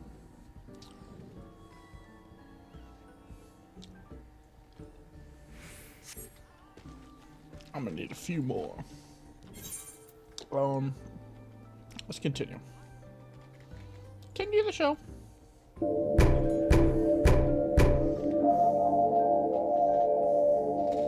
So I assume you guys have talked to Scott or Eric or somebody about sort of the context of the whole. Yes, we talked to Scott, Eric, and Gabe about it. Sierra, by that point, had become acquired by Vivendi, had worldwide distribution rights, but only for retail packaged product. Vivendi was licensing Counter-Strike to cyber cafes. We went to Vivendi and said, hey, this is not a big deal, just agree that this is outside of your license. And we've spent a little bit on attorney's fees, just cover, some tens of thousands, just cover us for that. And we'll move on and just keep going. And they wouldn't do it. I think some people at Vivendi did not like the new deal that they ended up signing. And I think there were some hurt feelings in some quarters about that deal. When we said, hey, the cyber cafe thing, you really can't do that. Coming on top of, a year of negotiations and torturous negotiations, I think that just struck an angry chord. We ended up filing the lawsuit, but really just on this narrow thing of like, hey, court, will you go just read this language and say, are they outside the license or not? And Vivendi decided to go World War III. You filed our case in Seattle, federal court in Seattle, and they hired a law firm to defend it, of course. There was some initial skirmishing about discovery. There were some disputes and motions that had to be decided by the judge, and those went all Valve's way. And then suddenly, the law firm disappeared. They hired a big scary law firm from San Francisco. They thought, okay, Valve's had some success in this case, and so we need to change their mindset from we think we're going to be successful to we're going to be destroyed. The next thing we knew, here comes this big stack of counterclaims, everything from canceling the 2001 agreement to obtaining ownership of all the Half-Life IP, to keeping us from doing Steam, to you name it, where they included Scott and Julie Lynch and Gabe and Lisa. Damn, the world would have been a fucking different place. Oh shit. I'm fucking bad at streaming, dude. Newell, his wife at that time, personally, as defendants. And so it was kind of like, well, we're gonna put Valve out of business, and then we're gonna bankrupt the two of you. I think that was a lot of what they felt like was their path towards winning this fight. They decided that it would have more effect and be scarier if process servers showed up at everybody's house in the night and yeah, a real bullshit move. It's not a legal strategy. It's basically trying to intimidate you. In other words, they're saying not only are we going to take all this money from the company, but we're going to take money from you personally as well. I can't think of another case when that happened. They were certainly a lot bigger than we were. Vivendi was a multinational conglomerate. As compared to us, their funding was infinite. It felt very David versus Goliath. Publishers at that time in the industry were used to being able to bully developers, right? And so this was really about an assertion of power as much as it was optimizing for a financial outcome. The tactics that they were using were trying to just run us out of money, right? So they knew how much money we were making because they were doing retail distribution of our games. And so they were just trying to crank up our legal costs as just another way of draining resources from the company. We were protected from that a lot internally, so we didn't have to think about it. They did a pretty good job of letting the team concentrate on what the team could do without worrying about the future of the company so much. I mean, that was my perspective. So yeah, I definitely was not shielded from that. The lawsuit was something where it's like created all this uncertainty around whether the game's going to come out. Vivendi was definitely trying to use that as leverage. And so even if we finish the game, they're not going to let us release it. There came a point where Gabe had pretty much used up his liquid assets. And he was like, you know, should I put the house on the market? And I was like, yeah, I think it's the time where you put the house on the market if we want to keep going. The company was pretty close to going bankrupt. I was pretty close to going personally bankrupt. We went all in. It's like there was no money left. Like, how anxious was that for you personally? I don't know. There are certain things that I'm kind of a weird person in a number of dimensions. Like, I don't really think, oh, this is super scary. Like, I don't have an emotional response to it. I just say, well, this is what we're doing. This is how, and you know, we'll see how it plays out. So I don't think it was super stressful to me, right? I mean, it didn't really bother me. Like, I was diving in South Africa recently, and a shark tried to bite me a couple of times, and the people around me were way more freaked out than I was. I was like, oh, a shark's trying to bite me. I should get away from the shark. Whereas other people were having like, oh, the shark, it's trying to bite somebody, you know. And I just think that's how I'm wired. I don't think it's anything that speaks to my character. It's very analytical. Like, I just seem to not get particularly agitated around risk, which probably means I take on more risk than at times than most sane people would, which can be a positive, or you can wreck a bunch of other people's lives in the neighborhood of your risk indifference. Thank you.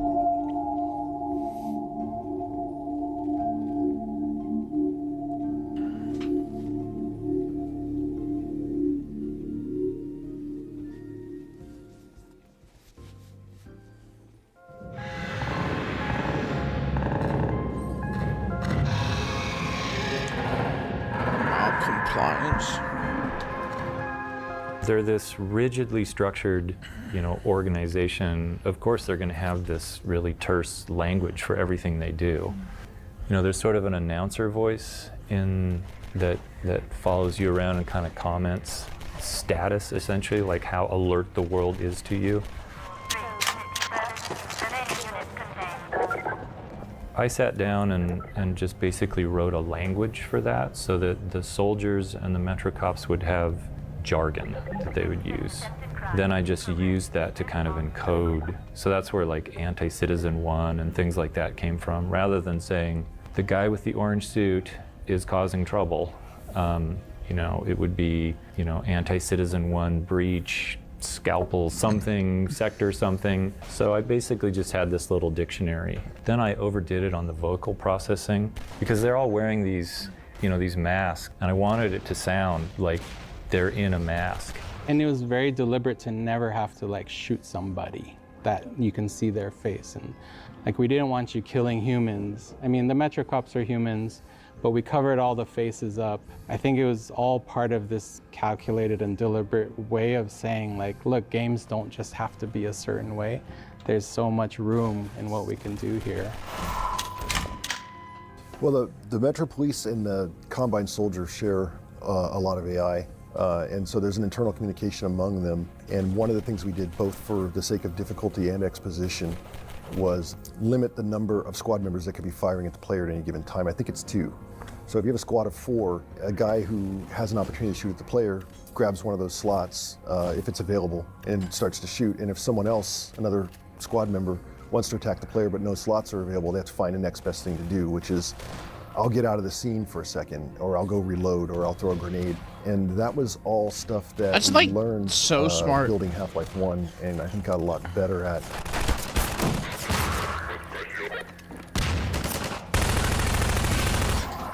Half-Life 2 used a node graph system hand-placed nodes by developers in the levels would describe a really super low fidelity version of the environment for the AI to use. It enabled the level designers to sort of inject and puppeteer a little bit the AIs in ways that were just easier for them to sort of be in control, as opposed to having to grab an animator or a programmer to be able to get really cool things into the game.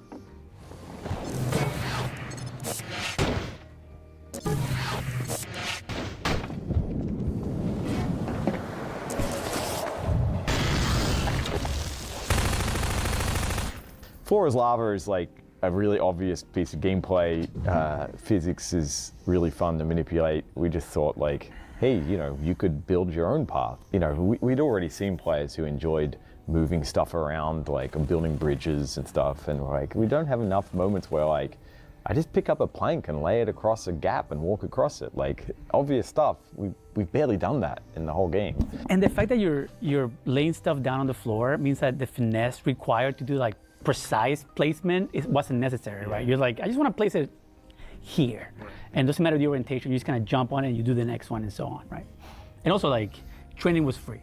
Like we didn't have to train it. It was like, yeah, everyone got it and it was like, oh, it's Floor is Lava. Laszlo, the finest mind of his generation. Couldn't figure that one out. He tells you exactly how to do it. Someone's coming. You there! Stop where you are! Stay on the rocks! Don't step on the sand, it makes the antlions crazy! Laszlo, don't move! No. Help!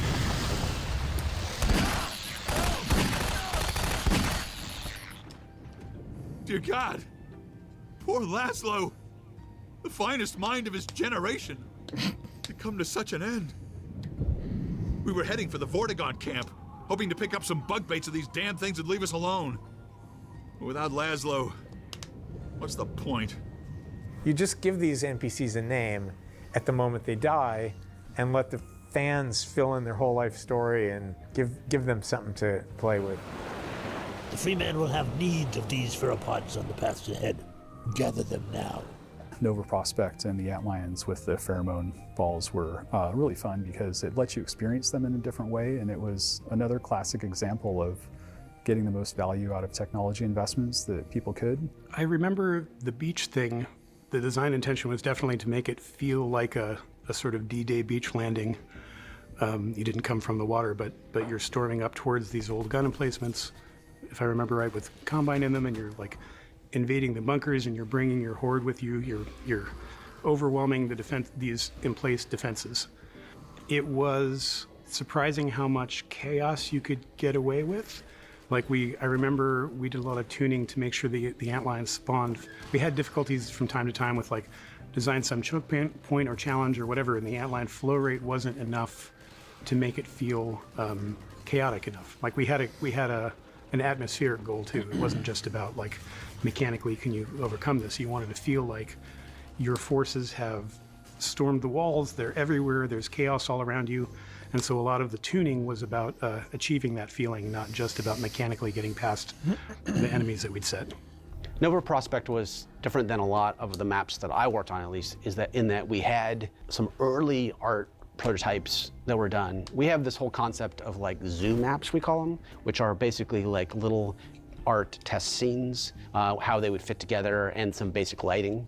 But by the time our cabal got to Nova Prospect, we knew we were coming in with antlions and with bug bait. And so we already knew that a bunch of stuff was going to change because we had to support, you and your army of antlions fighting Combine soldiers. Antlions looked great whenever they were being shot by anyone. Yes. Like particle flecks flying off, and they always looked great. And so setting them up against Combine soldiers looked great. Setting them up against turrets looked great. Those were super fun scenarios to work on, though. Sorry, because I'm like falling having these asleep antlines that you here. could just use in any way you wanted was really fun. Like, and coming from the coast, like just the contrast of like shrinking everything down and then just piling it full of stuff was a lot of fun.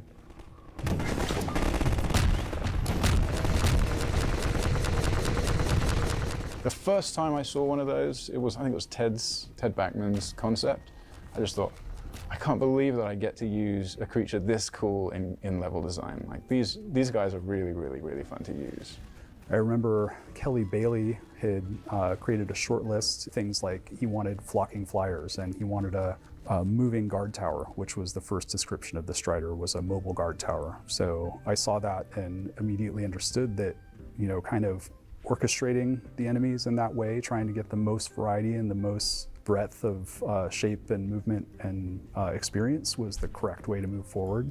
The design for that first Strider map was something I came up with and I was really passionate about. It was all about like running across and just getting like one shot in your tush, right? Just as you made it through. Even just hearing the sound, the thump, thump, thump of them walking, like, you know, okay, there's like a boss nearby. You just see the legs walking by, but you can't see the body. Like, there are so many things you can do with these guys. Honestly, there were still people on the team, I think, that were still thinking that we were going to bomb, that people are just going to not be impressed. When did you know it was going to be good? E3. Yep. E3. Yeah, I'd say the same thing.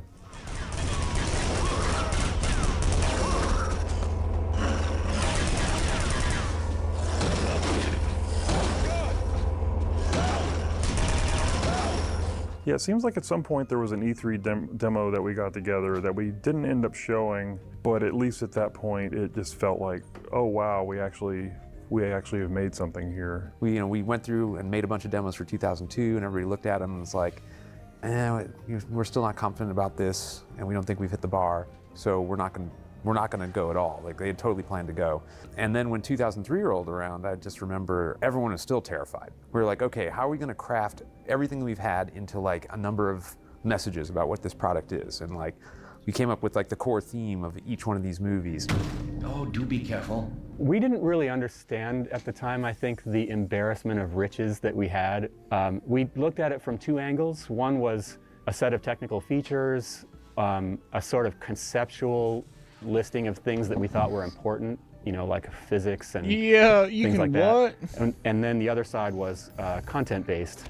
What areas of the game were innovative, what areas of the story we thought were compelling, which characters we thought were worth people paying attention to. And so it was an interesting sort of marriage of which features and which content are the best showcase for all those things.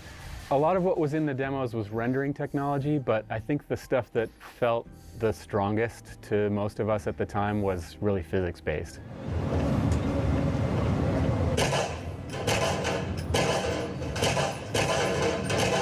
if something looks like wood, then it sounds like wood, scrapes like wood, floats like it, and if you shoot it, it'll fragment like wood. To people at that time, it was pretty mind-blowing just to watch be able to pick things up, knock other things over, use things in a way that felt true to a three-dimensional reality. Maybe it's on those videos, I don't remember, but people were gasping and, you know, hitting the people next to them because they couldn't really believe what they were seeing on the screen. Yeah, it was a huge step in physics, like game physics. So it's this level of believable and consistent interactivity that opens the door to a wide variety of new gameplay mechanics. This will run on my 486. You know, that person who was talking about a 486, like obviously it's just about, like, you must have a supercomputer behind, like, how are you even doing this? What is going on?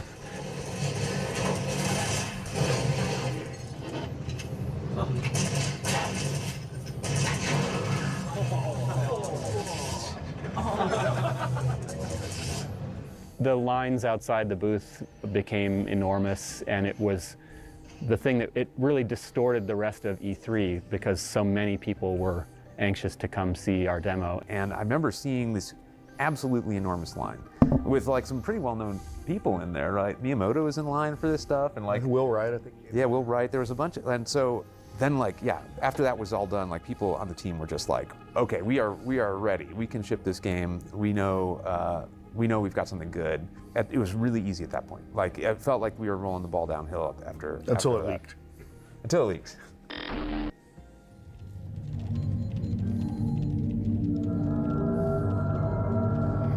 Oh, it sucks. When something like this happens, there's not like a big sign saying you've been hacked and somebody has access. Like, you start off with something that just doesn't make a whole lot of sense, and you start pulling on that sweater thread. Gabe's brother had a company called Tangis, and they made wearable computer stuff. So he was kind of winding it down, and he had 1 or 2 Unix servers that hosted the tangis.com domain name. Unfortunately, they were put inside the firewall and didn't have the latest Linux or whatever security updates on them. And so this kid from Germany was able to sort of exploit his way into that. He sat there for months, I think. He was able to sync the build, all the source code. I was riffing ideas for, I think in particular, Counter-Strike. That information ended up on one of the internet chat rooms. And only 2 people knew the contents of that email. It was, of course, Gabe and myself. And I went to ITG and said, this could only have come from a leaked email. We got to figure out how that got out there. But I remember at some point Gabe walking around, you know, like one of those moments like, turn your computer off, something just happened. Yeah, that's right. Like I remember the video on my desk and he called me like, turn your computer off, I think we're being hacked. And I was, what? Like, I didn't know what to do. I actually did not know what to do. I remember coming in that morning and figuring it out, and it just felt like someone had just punched me in the gut. You know, it's like the bit in movies where like after an explosion, they'll have a scene where someone's like staggering around the street and everyone's like, yeah. What's this mean? Like, can we still keep working on the game? Yeah. Like, is someone just going to release the whole game tomorrow? And I don't know if the guy who hacked it intended to, I think, Yeah, he showed it to he friends. intended the wide distribution. He showed it to friends, and then one of his friends posted it somewhere. Yeah. Unfortunate. Yeah.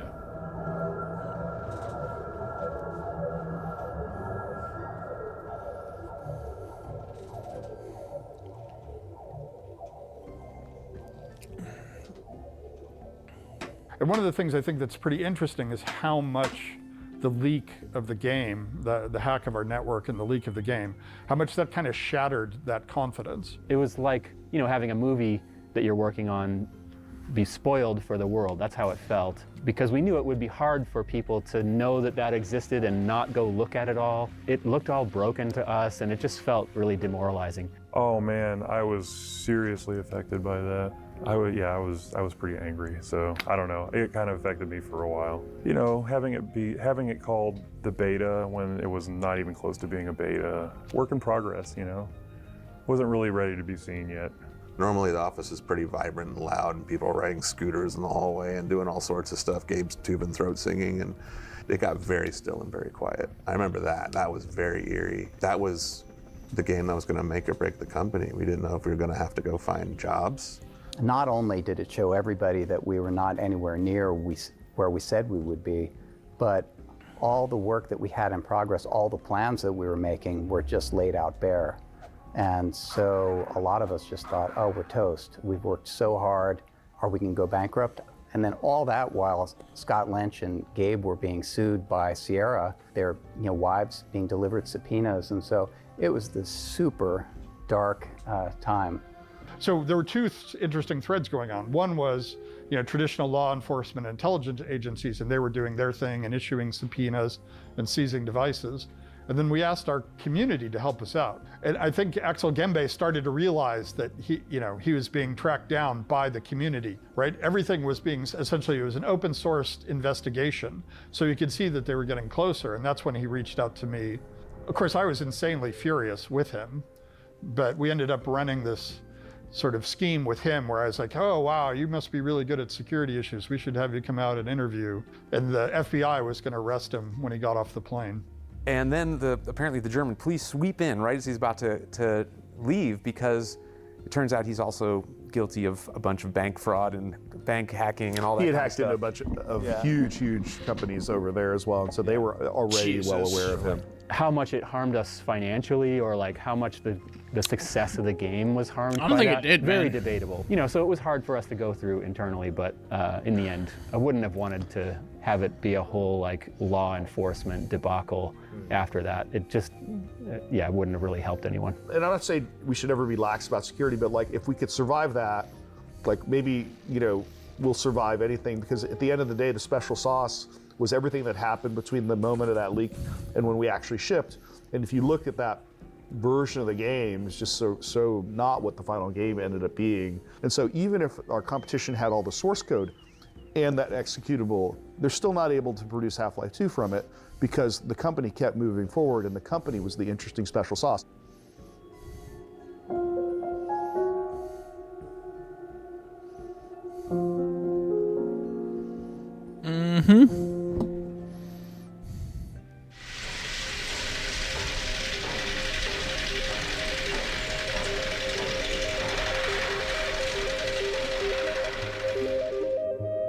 Gabe in particular, he had kind of a pencil sketch of an idea in his head of what would become Steam, but it was clear that Team Fortress Classic and then later Counter-Strike, it was fundamentally the thing that we were really attracted to was our ability to ship content directly to our customers. I mean, there was a set of business goals that ended up being part of Steam, but fundamentally it was a bunch of game development goals that it was servicing that were so attractive to us.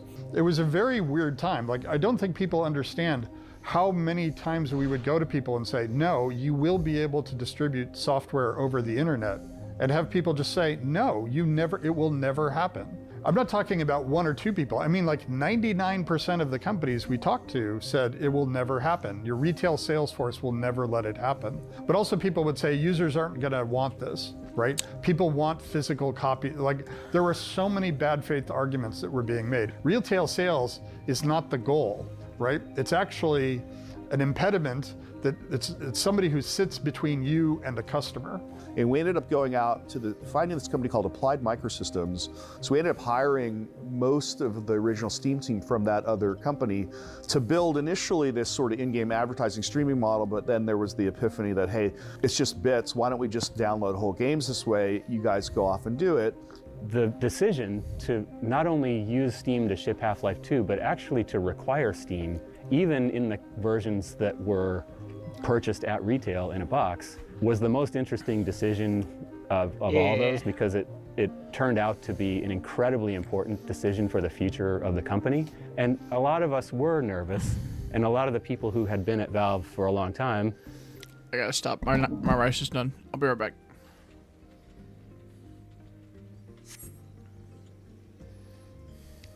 My rice is done. Be right back. I gotta go pee-pee.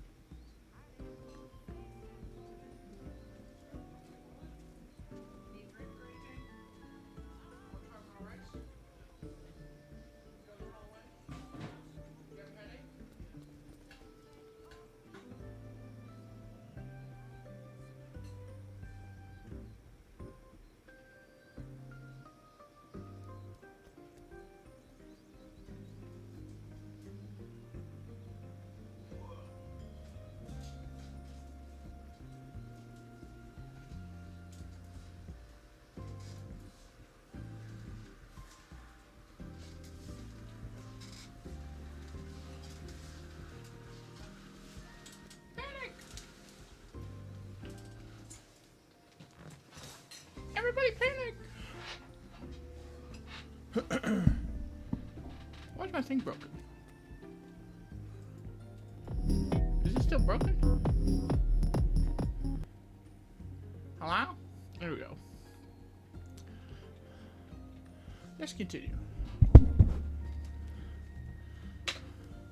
Since the very beginning, we're the most nervous about that decision. And so it was one of the rare exceptions to our decision-making process usually, and Gabe had to really step in and say, no, actually, we're doing it this way. I remember coming to work in the morning, working on Half-Life 2, which meant that, you know, by the time you go home at night, me being a 24-year-old idiot, all I wanted to do was keep working on the game. And, you know, I started just making the game work on multiplayer, right? You know, mostly just working on prediction, like what would it feel like to have a gravity gun on a multiplayer setting, right? Getting physics objects to work. You know, it was just curiosity. Scott Dalton saw me working on it, and he's like, I'll make a map, and then we play. Put the map up, we started playing in the office in between, you know, builds of Half-Life 2, like playtest. And I remember Gabe walking by my desk, and I remember him going like, what's that? And I said, oh, it's Half-Life multiplayer. And he's like, show it to me tomorrow. And he just walked away. I think that is one of the advantages of the general cost we always pay to keep our code in a single code base. So when we're working on TF2 and Half-Life 2 at the same time, at that point, we're paying this continuous cost in Half-Life 2 for the fact that it's built upon an engine that's designed to do multiplayer. But it means that when you get to this later point where you start asking, well, can we build multiplayer deathmatch out of this? Like, the code's all sort of built upon fundamentally a client-server sort of foundation. Yeah! Definitely the most entertaining thing that you could throw at somebody that happened to be scattered around the world was picking up a toilet and hurling it at someone's head, and then having that show up in the upper right corner of your screen with name, toilet name, was very satisfying.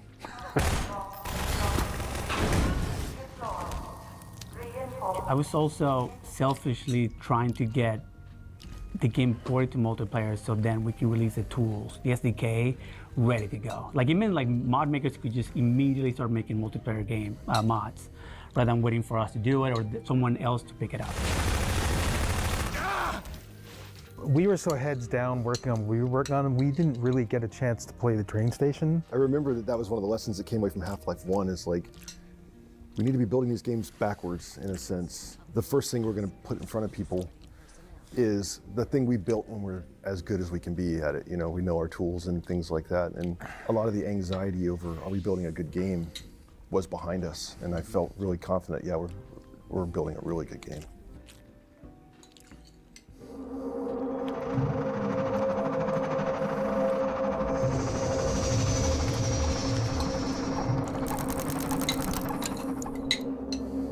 We're entering the Gare d'Austerlitz. And this train station is very important because it's one of the main inspirations for the train station of City 17 where the player starts. Dog, that's the exact train station in City 17. What are we talking about? Monitors would be up there. I'm using a Parisian station produced by Eiffel, who did the Eiffel Tower. Is that there's an identical station in Budapest. Train station's the last bit we worked on, right? And we always want to build the start of the game late, as late as we can, because we understand our game at that point.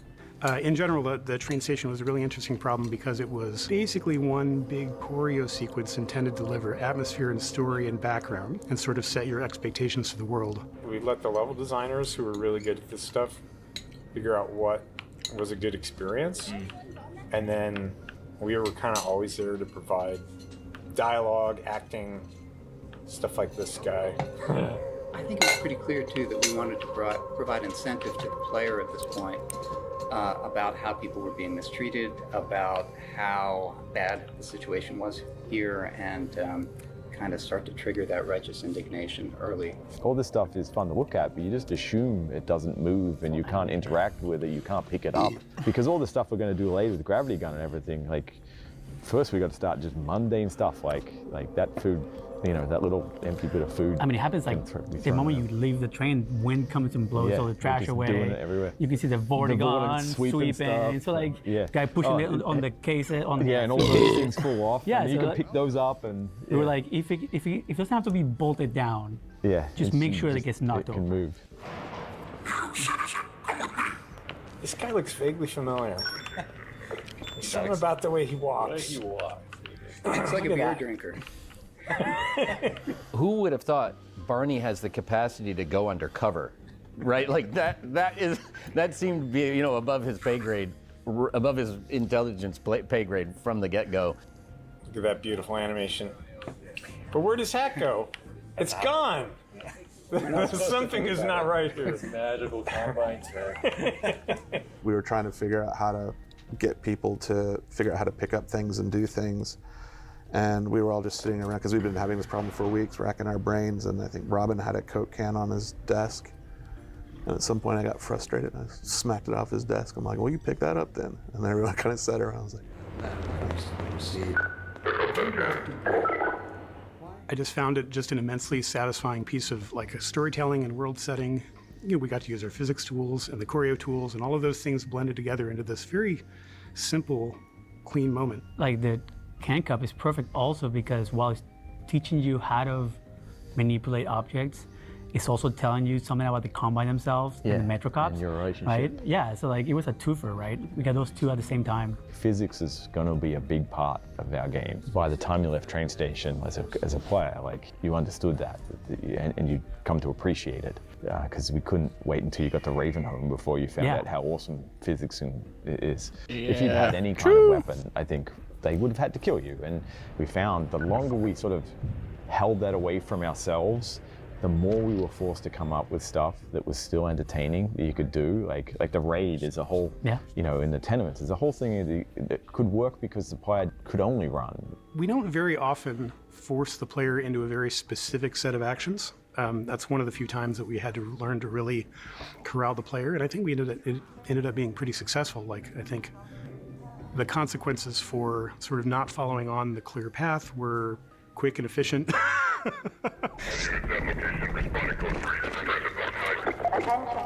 Get in here, quick! Keep moving, head for the roof! So when you build a world, I start with the infrastructure. What's really interesting for me is what is not visible to the tourist, which is the courtyard, the backyard, the shafts, and the smokestacks, and the wires. And every city has this whole existence. And people are usually blind to it, and we tend to look at storefronts, right? Yeah, I mean, a lot of it came down to art direction. I mean, Victor was very, very familiar with all that, the look and feel. There was certain patterns and certain, iconic shapes that anybody who lived there could pick up on. They're like, oh yeah, my grandmother had that dress, or whatever. And my parents are from Argentina, and so they have that kind of sensibility, but a lot of it came down to the reference gathering, which was from Bulgaria, from Paris. We have these buildings that again have back courtyards. They have big staircases. They have attic spaces, cellar spaces, and the apartments have big windows and thick walls. So this was providing already a lot of context for people who can hide in these apartments. Help me! Stop! We didn't do anything!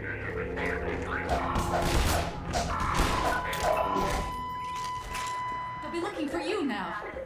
You'd better run. I remember that we wanted to have the player see proof that the Combine were evil people, not that they were gray in any way, that they were objectively the bad guys. And then we had it to where you go upstairs, and then we really carefully and intentionally framed the reveal of the world to where you see the Citadel front and center, and it's clearly in an alert state.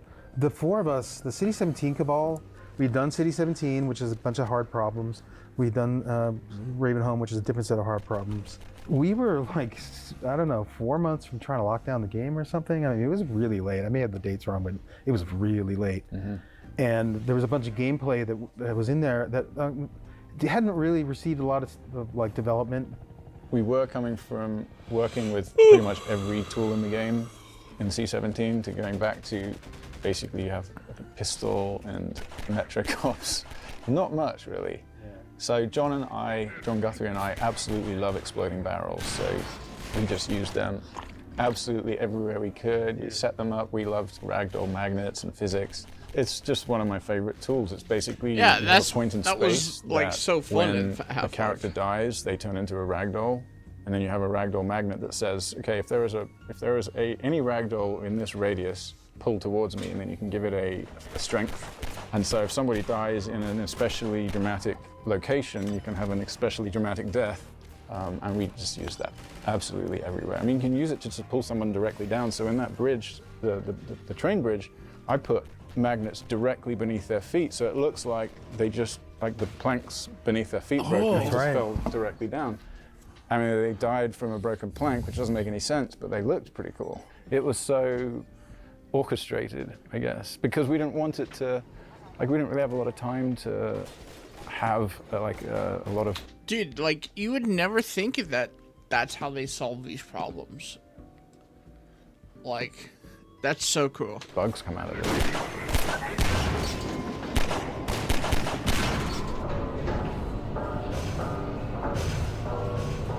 You know, our team was the one that did the Citadel. You know how I said that there was multiple passes on the product over the course of the thing? Well, Citadel had almost no pass. And we were thinking about Street War, and we were like, well, we just had like this incredibly intense, you know, Strider fight.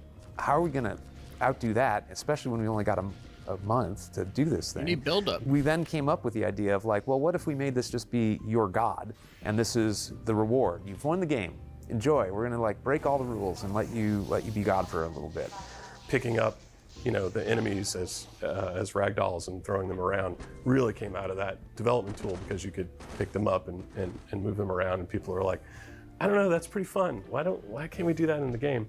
It was either a week or a day. It was incredibly quick. I had every single mechanic of the Citadel mocked up. The Combine Ball was actually a very, very heavy watermelon that would bounce around and eventually break up. I had spikes in the wall that you could skewer them on. We had electric fields that you could throw them in. We had the zero-G fields that they would get stuck in. And we had ripping off the machines off the walls. All that stuff all came together within an incredibly short period of time, just a couple days. Very shortly after that, people were like, you know, we were having a real hard time with the AR2's alt fire, so maybe we'll just steal this because it's kind of cool, and we'll bring it earlier in the game. Game development never does this. It never like just materializes out of nothing in that short a time and is just something that everybody's excited and happy about. And it just, it felt really good to be a part of that.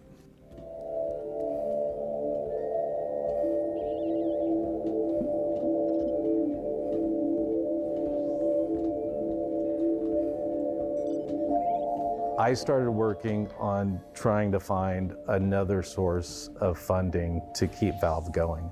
I started working on a deal with a big publisher that was for Counter-Strike 2. So we're right there, ready to sign. We're really kind of running on fumes at that point, and then get a phone call and they're like, yeah, we changed our mind, we're not doing the deal. You know, I remember one conversation with Gabe, which is like, he was like, so how fucked are we? And I was like, well, we're kind of screwed. We could probably reformat everything that we're doing, but it means we lay off people. And we still had the huge uncertainty of what is going to happen in the lawsuit. Immediately started chasing another publisher, and were able to get a deal done with another publisher for Counter-Strike 2. When we got the deal done, Gabe at that point was super into knives, and as the deal gift for the parties, he built a knife that was inscribed Counter-Strike 2. And so the deal structure was, after we ship Half-Life 2, if you decide that you don't want to keep moving forward, then you can just decide to terminate the deal and we'll pay the money back. That ended up happening. So maybe a good choice, because it took us a long time to ship Counter-Strike 2. So that we got done in probably May of 2003. And then through some more depositions, Vivendi figured out that we had gotten this new infusion of capital and kind of lost their mind trying to figure out how did that happen, because it was clearly part of their strategy was, you know, running us out of money. But what we decided was, hey, let's focus on the real nub of this and the thing that's going to lead to a resolution, getting the judge to decide that we were right about the cybercafe business, and also to decide that we were right that if you were distributing these properties without a license, that's copyright infringement. You know, we had asked for information about what they were doing in Asia, including Korea, and they, I think, to try to make our lives more difficult, produced a big chunk of documents in Korean, that were in Korean. I mean, everything from email to contracts to you name it. And one of the things they were doing is just dumping huge amounts of discovery on it to force us to go and just have somebody go and look through it. It's like, oh, look, they ordered sandwiches again, right? It has nothing to do with the lawsuit. It's just an attempt to overwhelm us with tens of millions of pages of holy shit, they were scummy documents on the assumption that there's nothing in it that will be particularly problematic for their case. That will eventually just will either spend a bunch of money, which plays into their hands, or will just eventually give up because it's finding a needle in the haystack. And then we found the needle in the haystack, and that changed things quite dramatically. It just so happened that there was an intern, summer associate, who was a native Korean speaker. And I said, Andrew, hey, can you look at this pile here and can you just tell me what's in there? I would guess that particular intern probably went through a couple thousand documents that day, and only one was consequential. And they said, well, there's these other emails between these vice presidents where one says something like, hey, we destroyed those Valve documents like you asked. And I said, are you sure it says that? And I said, yeah, that's what it says. And so, of course, that led to a conversation between me and the lawyer for their side about, hey, it looks like your guys are destroying evidence. What's up with that? They wrote back and said, you're out of your mind. Whoever translated doesn't know what they're talking about. And I talked to Andrew again. I said, well, it looks like we're going to have a kind of a fight about this. Are you, we're going to need an affidavit from you about your translation. Can you tell me a little bit about your Korean skills? He goes, well, I'm a native speaker. At UCLA, I majored in Korean language studies. And I said, that's good. That sounds like we're in good shape. The assistant general manager in Korea sending the letter to the general manager of Korea saying, I have destroyed those documents related to the Valve case as directed, which I think is one of Carl's happiest moments as a lawyer in his entire career. Just like stuff like this never, ever happens. I did a lot of lawsuits for a long time. I never saw anything like that.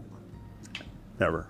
Maybe there was document destruction that couldn't be proved, but that was like, we're talking about it in writing. I'd never seen that before. At that point, Judge Zilli said, all matters of fact are now, according to Valve, you don't get to contest any of those. Now we're just discussing how much you're going to have to pay and what the damages are. And Gabe was still pretty mad. He was mad. Yeah, I would he be really too, didn't dude. want to settle. How they get away with that He was shit? mad enough that he wanted to keep going.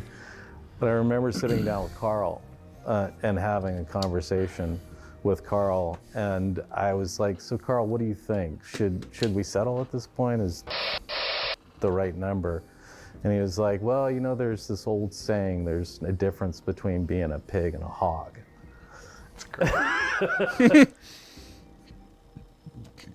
Carl was done with the deposition, and that was the only question I asked him to ask that particular witness was, is Half-Life 2 being replicated and shipped to retailers? He said yes. And the relief was, hey, no matter what, at least the game's going to get out to people, which is kind of that's a pretty unusual way to find out from your publisher that they're shipping your game to retail.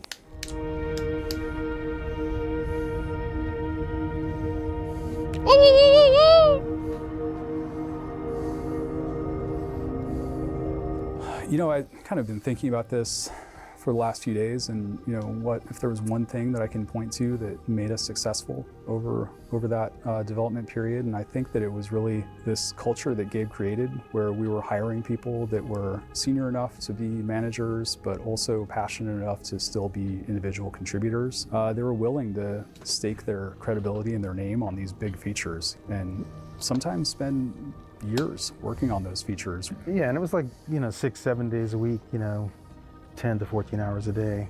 It wasn't always, I would say, a good 18 months at least, but a lot of good memories though. I mean, everyone in that room has such great sense of humor. Like we knew each other's sense of humor, we trusted each other, we respected each other enough that like we could rib each other without like stepping on each other's toes and stuff, and it just worked pretty well. It was just bigger, more pressure, but and I think that seriousness in some ways, there's still humor, but that seriousness kind of infuses into the game. You feel it's a heavier game. It's the most cohesive product feeling I can think of at scale that we've done as a company. The whole company was just aligned and got it done. I think back on this experience, and it was a really hard time, but I feel super grateful because we were supported to make the very best game that we possibly could, and given the time to do it, we're going to ship it when it's done, even when we made unreasonable promises about when that might be in advance. And it was also at a time before the game industry was quite as specialized as it is now, where people got to wear multiple hats and contribute in all these different ways. So it was a rare life experience, and I'm really grateful to have been part of it.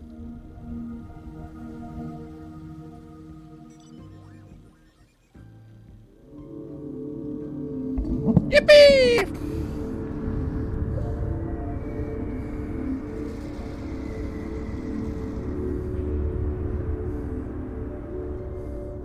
Yeah, man, part of the fallout of Half-Life 2 shipping was the realization that we can't do 6-year-long bet the whole company bets over and over again, and if we get it wrong one time, we're a big crater in the ground, as Gabe would say. And so we started to think about episodic releases. The first idea when they pitched it to us, like, we're going to do this episode of content, we'll do one every how much? 12 months? Yeah, we were going to have like One a alternating year. teams Yeah. coming out every year and a half, something like that. Yeah. So I was like, yeah, this is neat. But then, yeah, it just got out of hand. So when they decided to start playing with episodic content, the promise for me that I felt was we can build smaller pieces, denser pieces faster, and we know what we're doing. We're going to be really good at this. So a lot of it was like, do more with less, like keep a bunch of the existing stuff and retweak it to make some new interesting scenario. Like probably the biggest real new thing for episode 1 as far as technology was just having Alex with you throughout the entire thing and having her behave in a way that was believable and fun. She's with you for a few distinct parts in Half-Life 2, but they're always pretty heavily scripted and not really in combat. Having her there and able to actually be a useful companion, so there's a lot of little tricks that we did to try to make that as fun as possible for players. She doesn't have supernatural knowledge. She's not like just finding things without you lighting them up. But like if you throw a flare out or you look at them with the flashlight, it's like, okay, she's gonna go for that target because she can see it. We were like cranking on that, and it took forever. Like we were not just partying, hanging out. No, I was pretty much crunched that whole project, I think. Yeah, we were crunch mode. And then same thing with episode 2. We started at the same time as episode 1, and so we ran for an extra year that way, which allowed us to stretch and push more. So the hunters were initially something that we wanted to have a more sort of frenetic pursuit built into the design of the character. So it was really focused on, at the time, creating a creature that could follow the player into more types of spaces. One of the questions was, how do we keep Alex out of your way during this really intense, high-action scene where the player has agency to make whatever decision they want about where they want to be inside the house and that sort of thing. And that's when we got the idea to have her sort of camp out by a window, and she would fire out the window and let you know if she saw any hunters or soldiers out that window. And if the player started to spend time at that window, she would find another one to go be at. I mean, so Dario Casali was trying to create this final fight in episode 2. The Striders always reminded me of AT-ATs Empire Strikes Back. And of course, we wanted something fresh because, you know, just rocketing a ton of Striders wasn't going to be a bit repetitive after a while.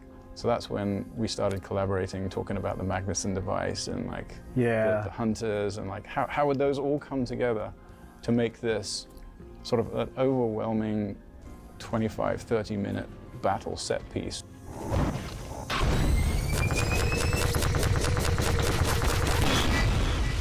The citizens and the hunters, and to a lesser extent the Strider, are all secretly in cahoots to create this like tension, because like what we always wanted was like, gotten the Magnuson device on the last guy, are you going to be able to shoot it?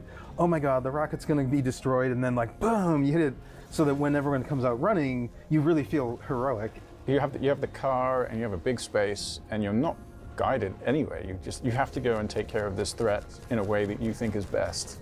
I think it pays off. It makes the player feel like, oh, you know, I did this myself. You know, I wasn't guided by a level designer at all, because we give them so many options. Right? We have you can kill the hunters with driving the car into them. You can pick up a log and throw at them. You can pick up a Magnuson device and throw it too soon, and they'll shoot it down. You have to learn, oh yeah, I have to kill the hunters first. You can use rockets to kill the hunters. Like, you have options, and you have time and you have space.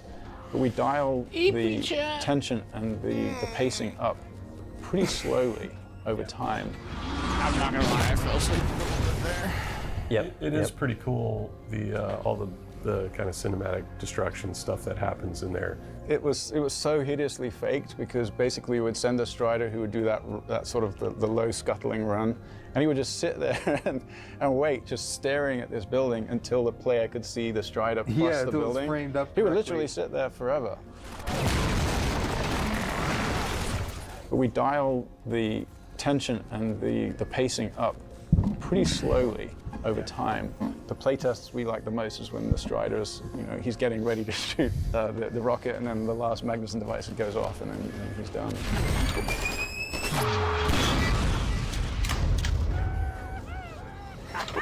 Nice one, Freeman! We did it!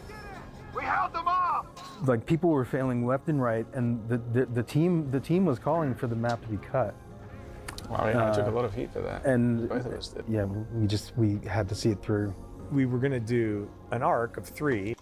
I think I gotta stop. I'm falling fucking asleep, dude.